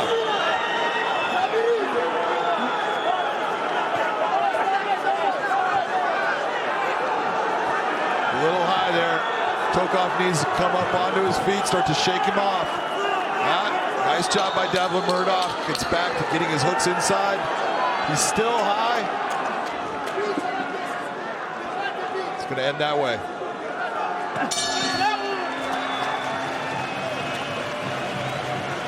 It goes the full 15. Anatoly Tokov's first fight back in 2 years. Friends before, friends after. Ladies and gentlemen, having gone the distance, we'll go to your 3 judges at cage side. Your first judge, Jacob Montalvo, scores the fight 29-28. He sees the fight for Davlatmurodov. Your second judge at cage side, Ben Cartledge, scores the fight 29-28. He sees the fight for Tokov. Your third and final judge at cage side, Michael Bell, scores the fight 29-28 for the winner by split decision, Anatoly Tokov. Well, that was interesting. Well, that's what it really comes down to. That's why you have 3 judges, because not each judge sees the same thing, and that's why the 2 that see it, they saw it the right way. 30 wins by age 31 for Anatoly Tokov with his sights set on the middleweight world title. He's with Mikhailov. Ladies and gentlemen, I'm here with the winner, Anatoly Tokov. Дамы и господа, победитель боя Anatoly Tokov.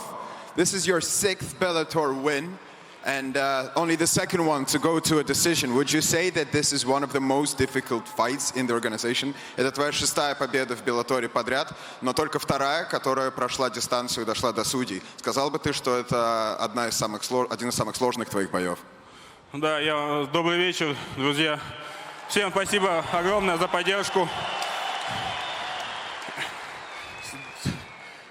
Скажем так, я 2 года не дрался, и я считаю, это мое возвращение. Дальше буду только идти в гору. Вот, этот бой был очень тяжелый для меня. Я, чуть-чуть подзабыл, что это такое. Но я думаю, с каждым боем я буду прибавлять. Вот, и в ближайшее время, обещаю, стану чемпионом этой организации. Всем спасибо. I took a 2-year break, and I'm only going to go uphill from here, and I promise that I'm going to be a champion of this organization. И на эту тему, считаешь ли ты, что Анатолий Токов заслуживает боя за титул 6-й победой подряд? Do you feel as though it's time for a title shot for Anatoly Tokov? Я считаю, что я заслуживаю, да.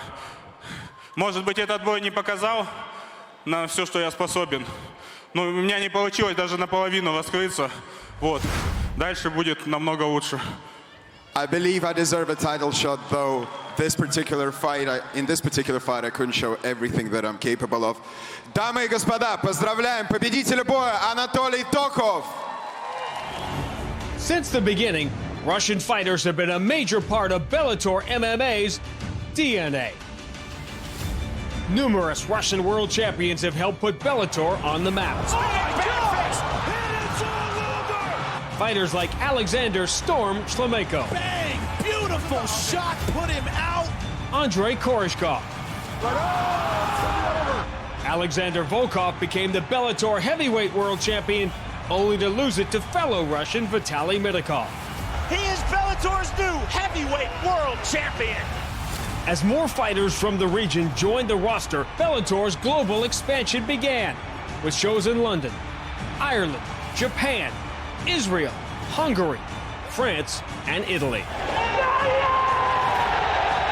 With a growing worldwide footprint, it was time for Bellator to secure MMA's biggest international superstar, the greatest of all time, Fedor Emelianenko. Fedor made an impact not only as a fighter, but also as a coach and mentor. And Team Fedor began its conquest of Bellator, with Valentin Moldavsky holding the interim heavyweight title and Vadim Nemkov successfully defending his light heavyweight belt. Bellator's Russian presence is as strong as the love of country these warriors possess. How good is that? And it comes full circle tonight as Bellator MMA makes history with its debut in Moscow, featuring a showcase of Russian stars. None bigger than the last emperor,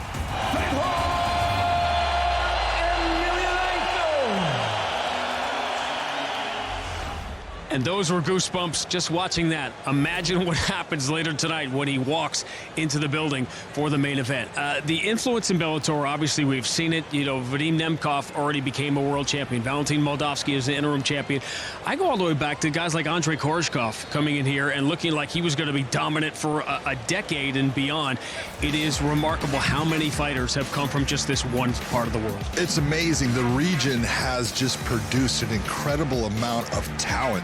And I mean supreme talent. That's the big difference. When you're talking about guys from this region, you're talking about in Bellator right now, you said Nemkov, Moldavsky, you got Tokov. Those are all prodigies of Fedor. Then you're going outside of it and going to Nurmagomedovs, going into Mamedovs. All of these guys are just simply great fighters, and they know how to fight not only in one realm, they fight the entire game. They're good in the stand-up. Their wrestling is fantastic, and on the ground, they're dominating. They are just what MMA is all about. The provincial dominance in Dagestan is becoming familial dominance. Sometime in the not-too-distant future, Usman Nurmagomedov would like a shot at 155. Well, Usman being 23 years of age, very young, But the one thing is he did have to change the weight. He didn't make that 155, and that says something about how big he's getting and will he be able to stay there. To Michael C. Williams.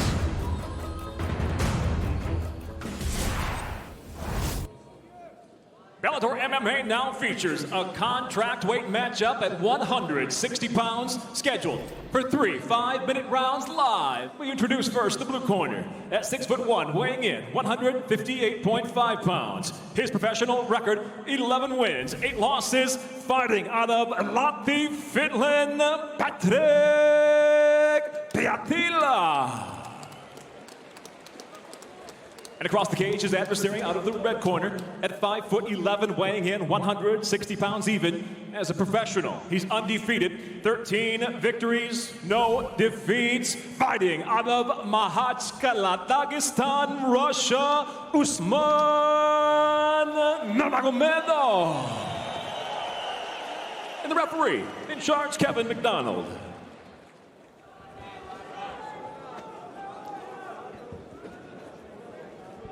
I guess be as enthusiastic and happy as Patrik Pietilä is your entire life. I mean, things will work out. Maybe he knows something we don't. We're gonna find out. That's the best part.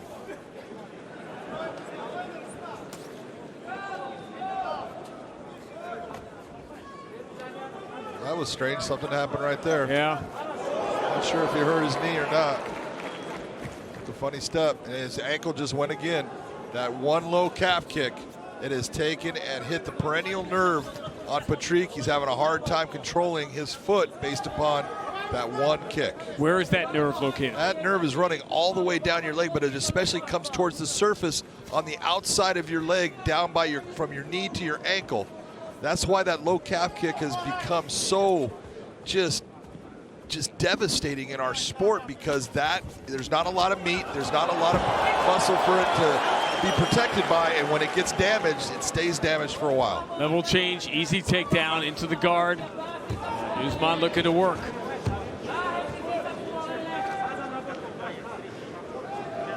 You know, he's gone through the change, obviously working with Javier Mendez now in San Jose. And of course, he lost his coach, his uncle. Well, he came out with his uncle's face on his shirt. That was Usman Nurmagomedov, and that was the guy that they all believed, and that was their coach, and that is the role that Khabib has just taken over and done so well with. But it is unusual to see Usman taking his opponent down this early in a fight, especially one that you saw damaged. So somewhere, I'm believing in their game plan, they just decided, hey, I want you to go out there and do this, and I want you to take him down. I want you to work on this. I want you to go after him on the ground, and I am telling you, Nurmagomedov's ground and pound is vicious. Trying to pass.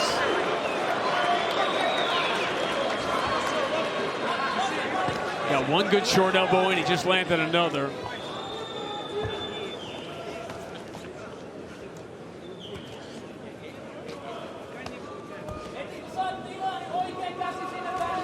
Nurmagomedov has only been to the third round twice. And these 13 wins, 8 of them have ended in the first round. Now you see the damage that those elbows have done. Nice job bringing his leg up. What people don't understand is they think that, Usman here is using a lot of strength to stay on top. He's not.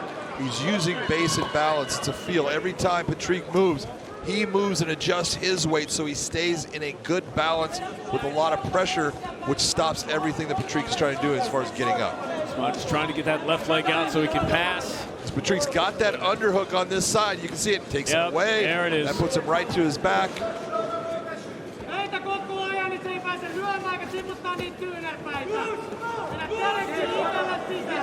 Almost to the mount. Nurmagomedov is working so hard. He's been about an inch away here. He slides the leg out. Now into side control. He's trying to make that quick move in the mount.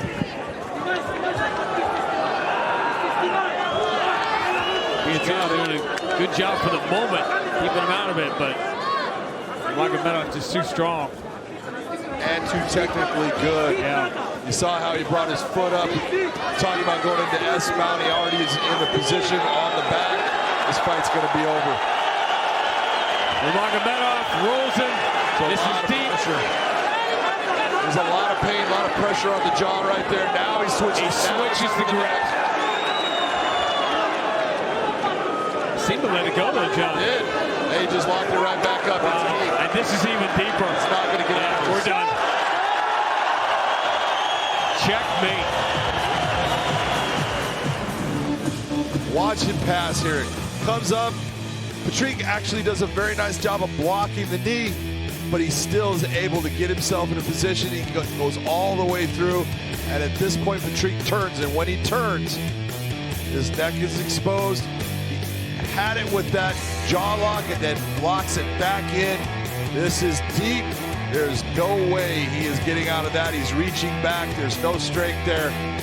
And he's actually going to sleep as he's tapping. You said he took the fight to the ground earlier than he normally does. It really was almost as if this is what the coaching staff and his family, this is what they scripted. They wanted this fight to be. This is exactly what it is. This is what a fighter like Usman, he's got so many tools that you don't have to fight the same fight every time. And they're telling him, we want you to go do this. He goes and he does it. And look at the victory. Michael C. Williams has the final word.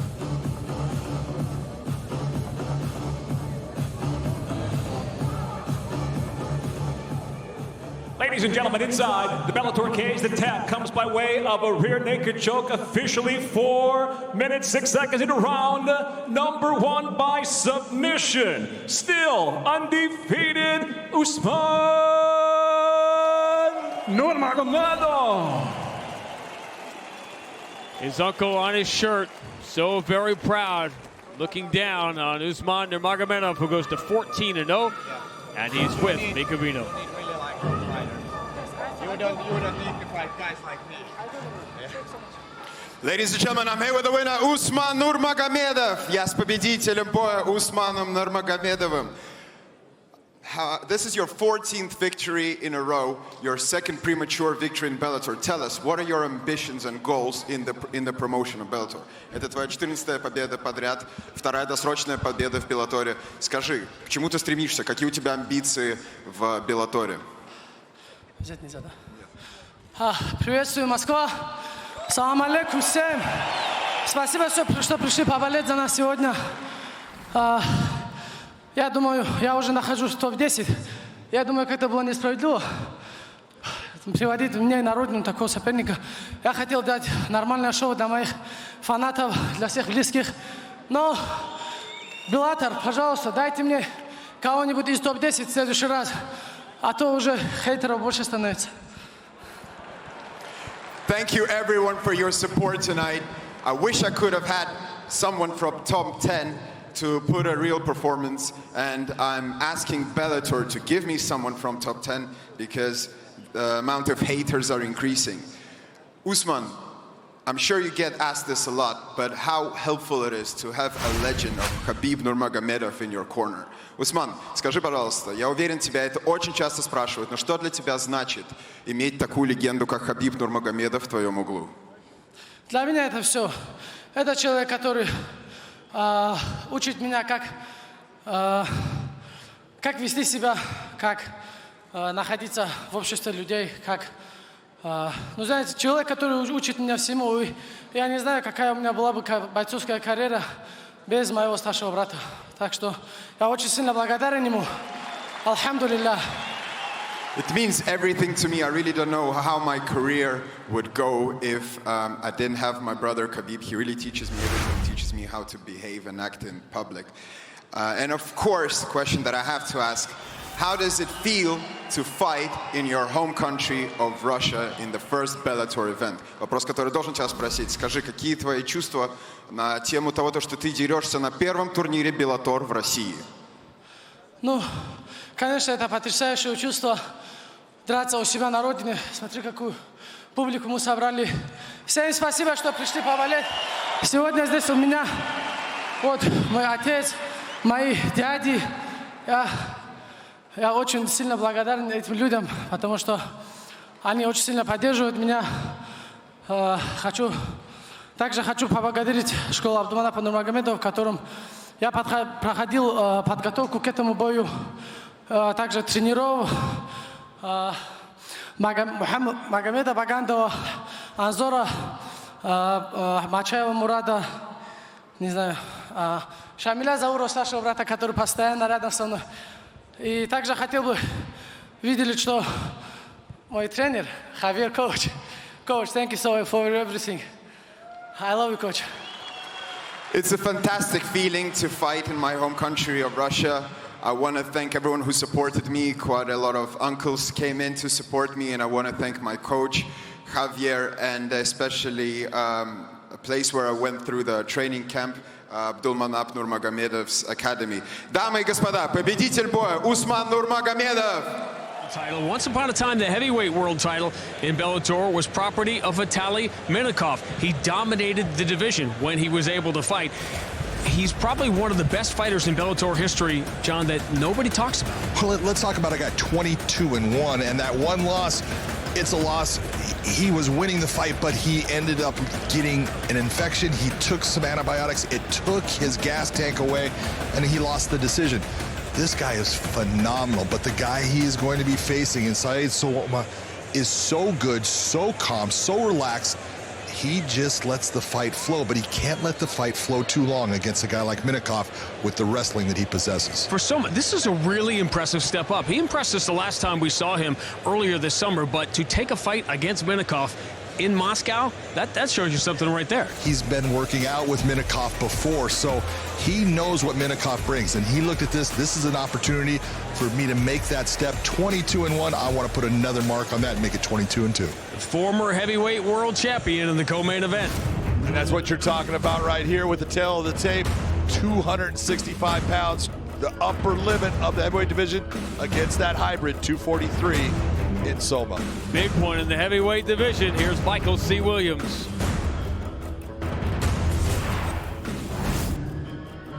Bellator MMA now presents tonight's co-main event live. Introducing first the blue corner at 6 foot, weighing in 243 pounds as a professional, 7 wins, 2 losses. By way of Suriname, he fights out of Coconut Creek, Florida, USA, Sowma.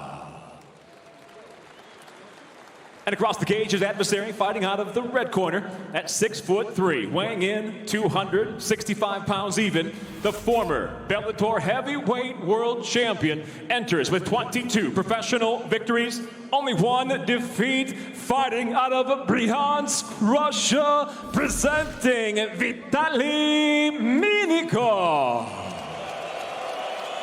In charge of the action, your referee, Brian Miner. It has been over 2 years since Vitaly Minakov knocked out Tim Johnson. And watching all those highlights of the dominant Minakov earlier in his career, John, obviously you can tell at age 36 he looks like a different fighter. Well, he's going to be different, and that inactivity is part of it. The real question for me is cardio-wise, how's he going to go? Because Sowma is so good with his cardio and will push a pace. He's very relaxed in his movement, but when he gets the opportunity, he will push. He's talked about his breathing. If he gets in a bad spot, Sowma, that the breathing and swimming helps him last longer in choke situations.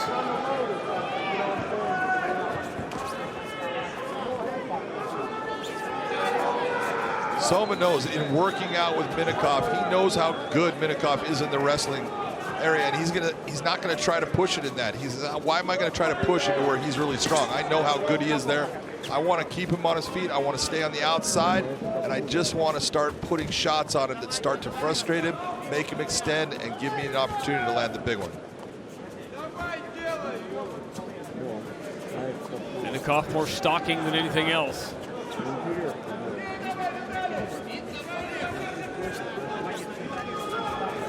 Said full marks for Sowma for taking this fight that a lot of guys didn't want. There were some veterans in Bellator that said, nah, I'm not going to go to Moscow to fight Minakov. That's not something that's an easy thing. And going to Russia is one thing. Fighting Minakov just brings all the more to it. Minakov doing a very nice job of cutting Sowma off and forcing him many times. You see which way he's going right now. He's going to his right, which is good. He doesn't want to go to Minakov's right, but at times Minakov's been cutting off and forcing him that way. That's leading him into his power.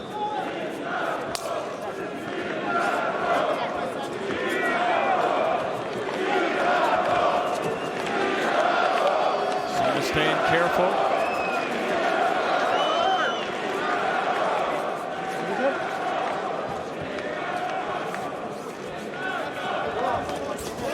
Minakov comes in with a combination and uses it to pin Sowma against the fence.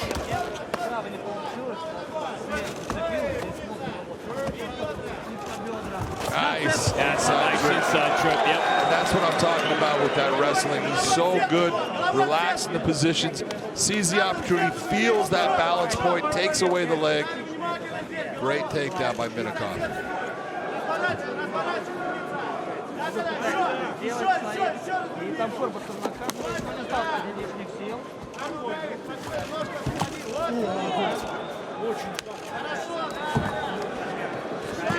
A dangerous spot for Sowma because Minakov lands one of those from up there.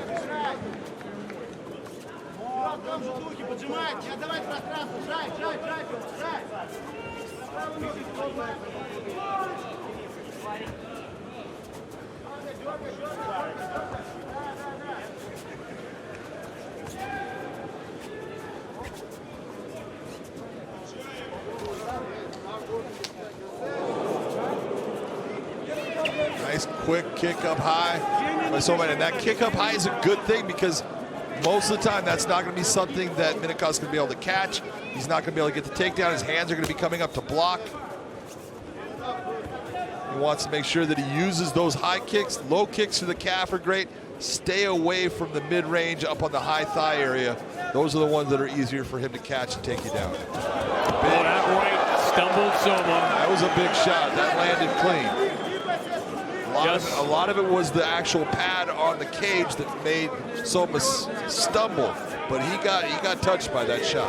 Minakov comes in, he didn't miss an overhand right by much, and Sowma walked right into that left jab. Tried to charge forward and paid a price.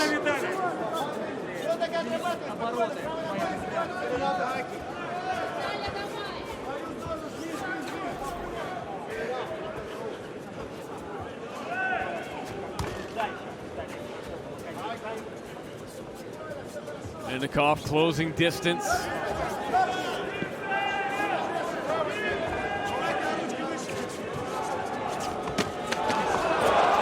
Three quick shots in a row.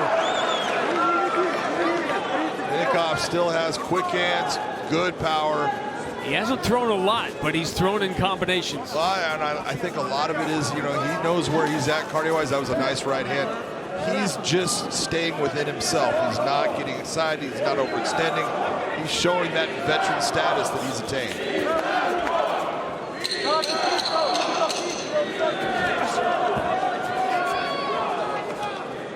Step-up fight for Sowma, and he felt the power of Minakov in round one.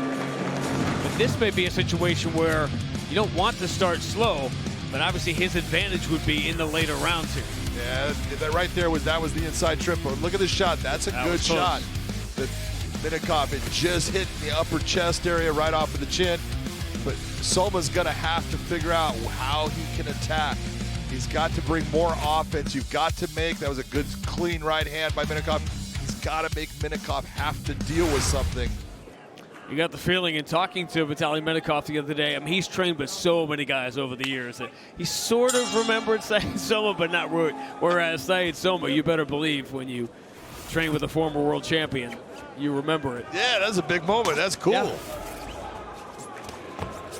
Not much doubt about round one. There's nice. A good leg kick. Oh, that hurt. A couple of them. Take a look already. Look at that mark on that lower calf. That's a kick that Sowma needs to go back to. I told you, that kick down low or up high, he can do those because Minakov's not going to be able to reach it.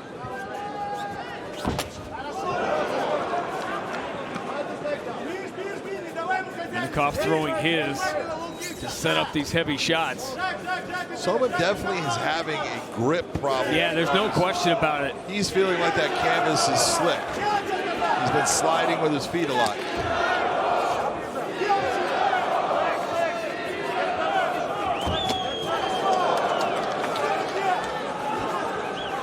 Sowma went for that same spot, that same leg kick, paid a price for it.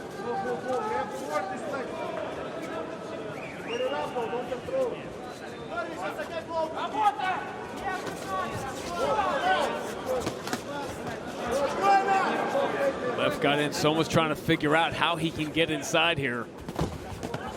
Got a leg kick in, but again, gonna pay for it every time. Good left jab. See, that was a good attack by Sowma, but got hit by that left. It made him step back. And you run out in the rain, you're gonna get wet. That one's a heavy leg kick.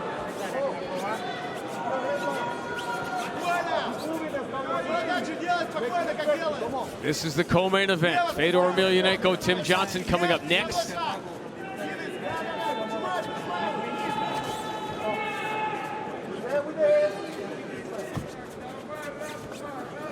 Sowma put himself on the map in the top 10 at heavyweight with an impressive first-round knockout last time out. This would really elevate his status if he can steal the win against the former world champion. Definitely, he has to increase his offensive output. So that you can tell. Take a look at the damage on the leg. Easy to see. Evident, and it's working, and he needs to go back to the well.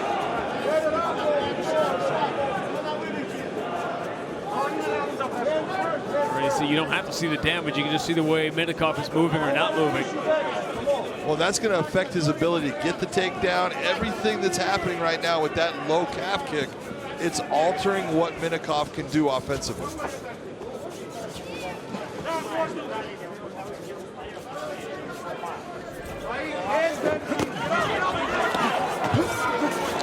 Sowma quicker on the counters.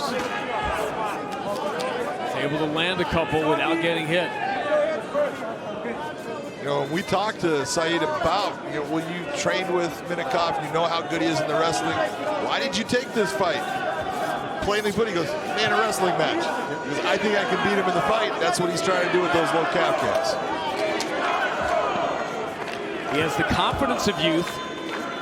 He has the cardio of youth. He has the movement of youth. But Minakov still has got those bombs. Sowma really needs to go back to that calf kick. That's a nice catch to the leg. Trying to come with the right hand straight down. You can see Minakov is absolutely aware of that calf kick now. Taking measures to make sure it does not land again.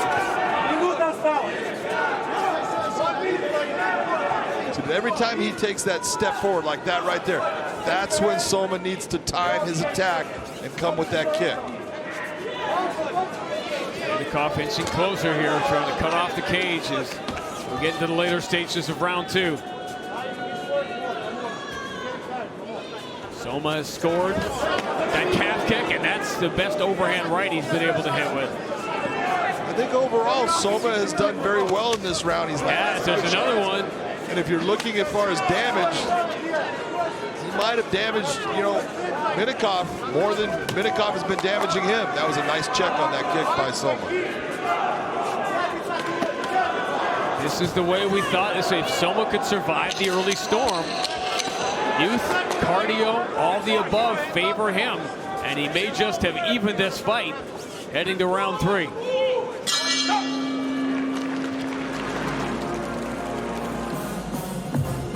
Age 36 is not what age 26 is. Those leg kicks, two right there, one a little bit higher than the other, but those, you can see where it takes the balance of Minakov away. Stepping all off balance, beautiful job. That's that same sequence of leg kicks right there. And then Sowma tries to push off and slips his foot on that canvas, but overall, I think this Saeed Sowma landed the better shots in this round. He definitely did the damage that was more telling with those low calf kicks, and that caused Minakov to have problems with his offense in the round.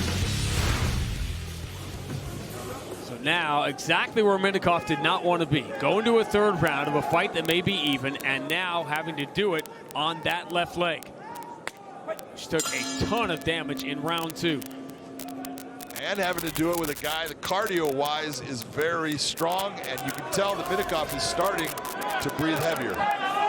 Right now, I have this fight even. I've got it 1 round apiece. Whoever takes this round, I believe, wins the fight. It wouldn't be shocking if Sowma just a little counter left and step away. I wouldn't be shocked if a judge thought Minakov won the second round with the stalking and cage control and landing a couple of shots, but yeah, I'm with you. See, cage control is down the list when you talk about how you judge a fight.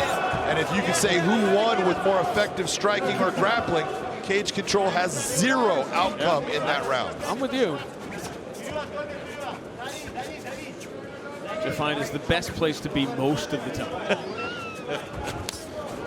It's usually more against Josh. Yeah, always against Josh Thompson.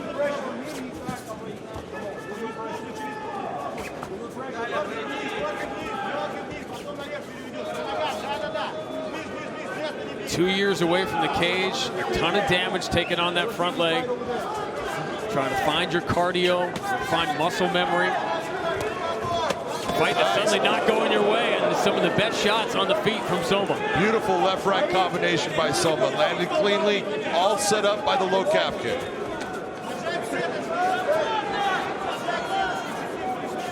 Sowma looking for that landmark win, looking for the one that's going to put him on the map. And he is not only alive in this fight, he is well with 3:18 to go.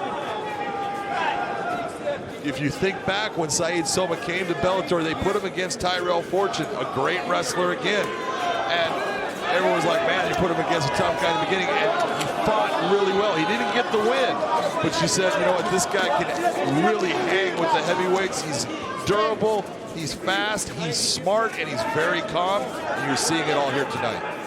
He lost his pro debut, but he has won 7 of 8 sets, and she mentioned that fight with Fortune was the only one he lost. Well, look at who his pro debut is against there. Yeah. To give you a little sign that he might have a chance at maybe getting it back, at least getting the rematch. Even in missing that right hook, he landed another leg kick. Sowma still very wary, as he should be, of the exceptional power of the former world champion. Spinning back fist, that connected. It did. He actually blocked it a little bit, but it absolutely had an effect on it. Leg kick into a combination. Minakov having a problem with that left leg.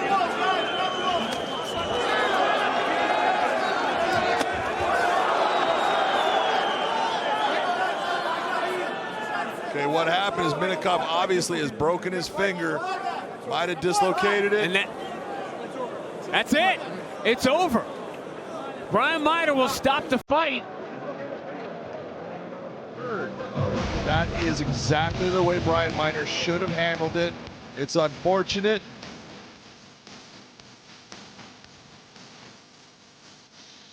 You can see he's looking at his finger, it's popped. Sowma actually gives him time in trying to pop it back, but when he can't do it, and it's going to be a part of the fight that he can't continue on with it in that position, now you're going to have to stop the fight. That was the right call by Brian Minor. What are his options there? Could he have given him? I mean, if he has to just continue to fight, right? Yeah, there is no timeout here. Right. So he has to come forward. It's no different than it's an injury. Same as if I hit you and I cut you. It's an injury. Can you continue on with it? Is it going to affect you in the fight? And it's affecting him. That's why he's stopping right there. And I just want people to understand that's essentially surrendering. Exactly.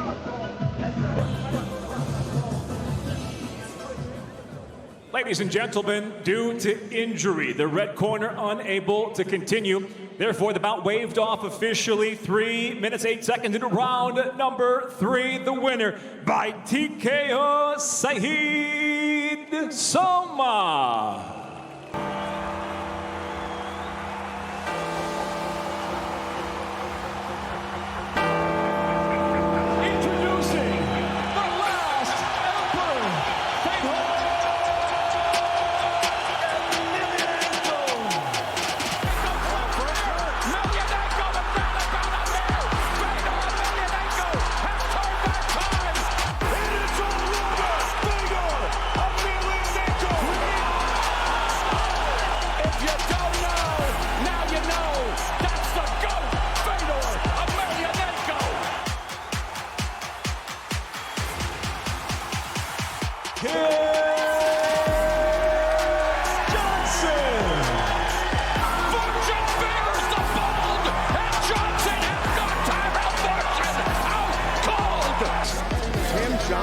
pouring it on early.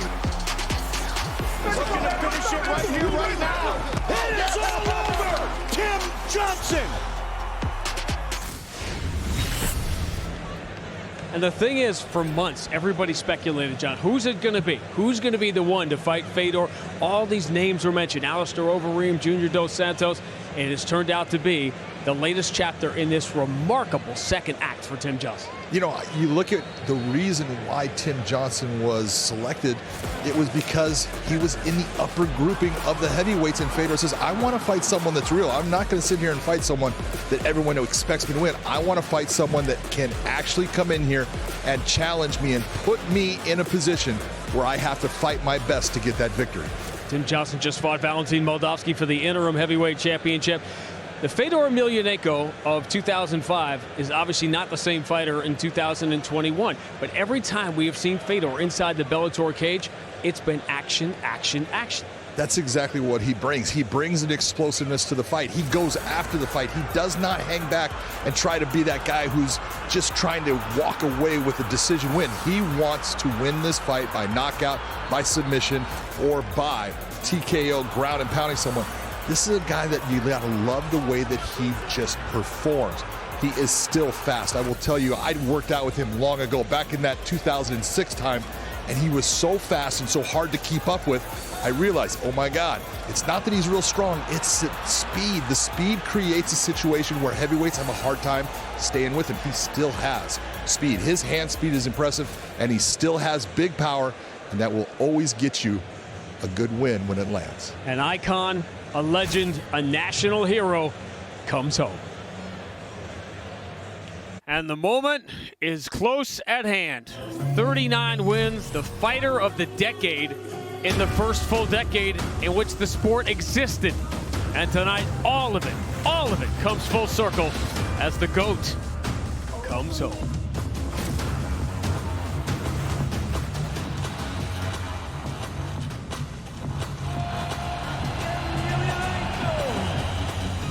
Throughout our lives, we have certain people that are iconic in their sports.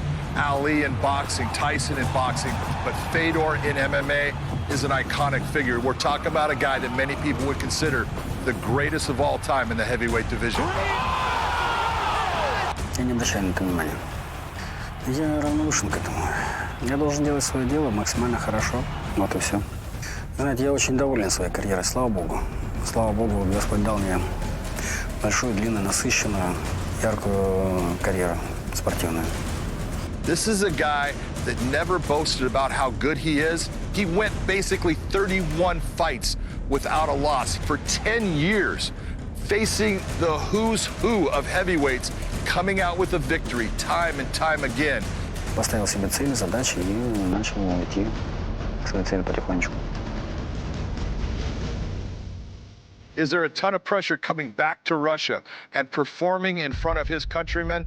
No doubt about it. But if you're going to talk about a guy that has been incredible at taking that pressure and making it work for him, Fedor Emelianenko is that guy. Сейчас я об этом не думаю. Стараюсь не думать. Ну, конечно, понятное дело, мы находимся здесь, дома, в России. Очень ответственно, и мне всегда, конечно, бои мои. Я к ним максимально ответственно подхожу. Вот, но у себя дома хотелось бы, конечно, чтобы наши зрители, россияне, порадовались. Fedor is aware of everything that Tim Johnson has done in his career, and he believes that he's one of the best fighters out there. He does not want to fight someone of a lower level. Fortune favors the bold, and Johnson has knocked Tyrell Fortune out cold. Tim Johnson coming to Russia, this is not an easy thing, but he has done this in the past. Take a look at what he did going to Paris, the hometown of Czech Congo, and putting on an incredible performance. He believes that he has what it takes to beat the last emperor, Fedor Emelianenko.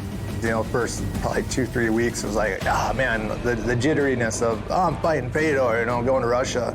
And I had to kind of reel myself in a little bit and realize, you know, yeah, he has a lot of mystique about him, but this is just another fight, another opponent who's standing in front of me and my goals. This is nothing personal. this is just a sport, and you know, we're just out here to challenge each other and see who's better on that night. Я надеюсь, что это будет очень красивый и интересный бой. Слава богу, в моей карьере было, практически все бои были интересны. Не было несколько таких вязких боев, но надеюсь, что этот бой будет красивым и запомнится нашей публике. Our tail tape for this heavyweight matchup, you can look at the record of 39-6. It's unbelievable, but it's the weight. That hybrid 233 that Fedor has always been against the monster size of Tim Johnson at 264. Main event time, goosebump time. Michael C. Williams time.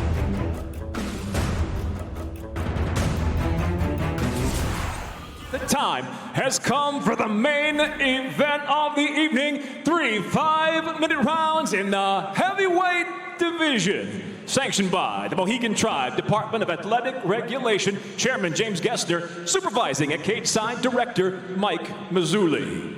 And now, introducing the blue corner first. At 6'3", weighing in 264 pounds, just off his title challenge tonight. Along with his number 2 ranking, he brings 15 professional victories, 7 defeats by way of Lamberton, Minnesota. He fights out of Las Vegas, Nevada, USA, presenting Tim Johnson. And across the cage, his adversary, the legend, fights out of the red corner. At 6 foot, weighing in 233.5 pounds, widely regarded as the greatest of all times. He stands with an incomparable professional record of 39 victories, just 6 losses, and 30 of those finishes. He stopped 27 of the opponents in the very first round. Ladies and gentlemen, hailing from Stoliarsko, Russia, introducing the last Emperor, Fedor Emelianenko. And when the bell rings, the referee in charge, Jacob Montalvo. We didn't get to see Babe Ruth play in Yankee Stadium, but we're going to get to see Fedor fight in Moscow.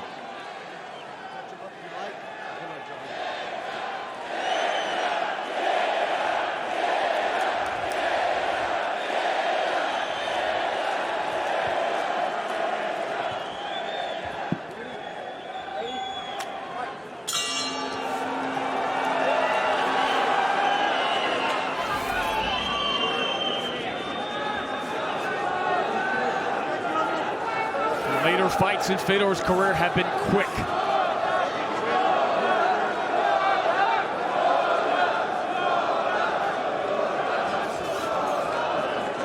A lot made of the weight difference here between these two as Tim Johnson came in right at the heavyweight limit.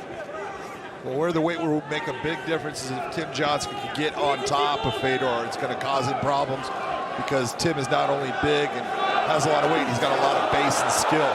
But it's the speed of Fedor's hands that Tim's got to be careful of. That little nice check hook right there that landed, he needs to be very careful of where he opens up because Fedor's hands, he likes to keep them down and he comes from odd angles with his punches. Where has good combination. Tim Johnson just walking right into it, swinging for the fences. Not a bad move by Tim Johnson. Yeah. That's what you want to do. See, even at his age, Fedor's hands are so quick. Where has Extreme Couture helped Tim Johnson the most? Oh, where they've really helped him is they've made him understand how to move his head off the center line, how to attack with his hands. You see how he dipped his head there, came off the center line? That's huge because when your head's down the center, it's there for your opponent to hit, and he was getting hit. Now he's not. He's getting those shots in like that and not accepting a lot of damage. Left jab by Fedor. Oh! Bang! 2 monster shots by Fedor! And the GOAT comes home and reigns supreme.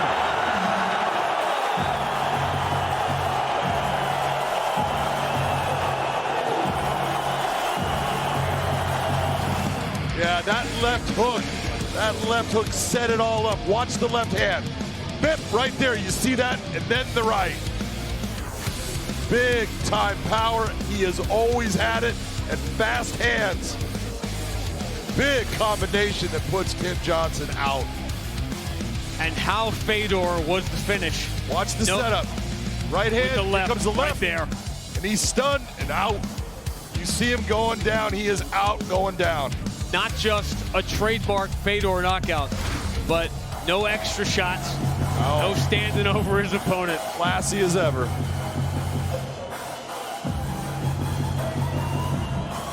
And the most stoic of all, looking at the things that make him smile the most.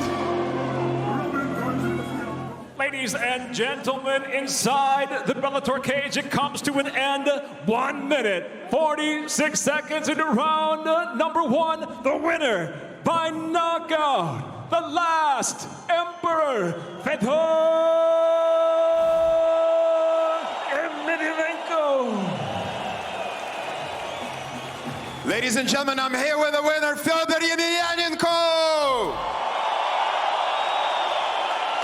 Fedor, many consider you to be the greatest fighter of all time, and tonight you've demonstrated why. Fedor, очень много фанатов ММА по всему миру считают вас лучшим бойцом всех времен и народов. Сегодня вы продемонстрировали почему. Согласны ли вы с этим мнением? Добрый день, дорогие мои друзья. Спасибо вам большое, спасибо вам огромное за поддержку всех нас. Я сегодня особенно рад, сегодня все мои ребята победили, и вообще наши ребята, россияне, удачно выступали. Вот. Виталию только немножко не повезло. Вот. Но, слава Богу, мы победили, и в такой трудный период времени мы сумели вас порадовать. Thank you everyone for your support tonight. I'm especially happy for the Russian fighters. Everyone did well. Vitaly was a little bit unlucky, and I'm extremely grateful that we were able to make you happy. Every fighter from your team won tonight. What makes your club so dominant? Как раз вопрос о вашей команде. Все бойцы из вашей команды сегодня одержали победу. А какая вы считаете основная причина доминирования вашего клуба сегодня? Ну, слава Богу, ребята идут без поражений. Вот, у нас уже 2 чемпиона, и надеемся, что скоро будет 3-й. Ну и будем готовить 4-го. Thank God that everyone managed to win tonight. We already have 2 champions, and we're gonna prepare another one. Many of these people came here to support you. It's been a while since you fought last in Russia. What does it mean to you? Большинство людей сегодня пришло поболеть именно за вас. Прошло достаточно много времени после вашего последнего поединка на территории России. Что это значит для вас? Знаете, я очень рад, я очень счастлив, что сегодня Bellator проходит здесь, в Москве, что вы, дорогие друзья, смогли окунуться в эту атмосферу в очередной раз. Но я уже давно не выступал, и ребята мои тоже в России. Поэтому мы очень рады, мы очень счастливы выступать для вас. Для нас это большое событие. It's a huge event for us. It's been a while since I fought last in Russia, so it is a very big deal, and I'm happy that we managed to be successful. MMA is incredibly popular in Russia, largely thanks to you. You paved the way. What advice would you have to Russian young up-and-coming fighters? ММА очень популярный спорт в России, во многом благодаря вам. Какой у вас будет совет для молодых спортсменов, которые, возможно, только думают начать профессиональную карьеру в ММА? Для молодых спортсменов хочу сказать, что их желания не расходились с работоспособностью, трудолюбием. Если вы хотите больших результатов, если хотите быть успешным в любом виде спорта, то, конечно, нужно много работать. Вот это совет моим молодым бойцам, которые хотят биться. The advice that I would have for young fighters is that their desire to participate matches their willingness to put in the work. Дамы и господа, победитель сегодняшнего боя Fedor Emelianenko. Ladies and gentlemen, the winner of the main event, Fedor Emelianenko.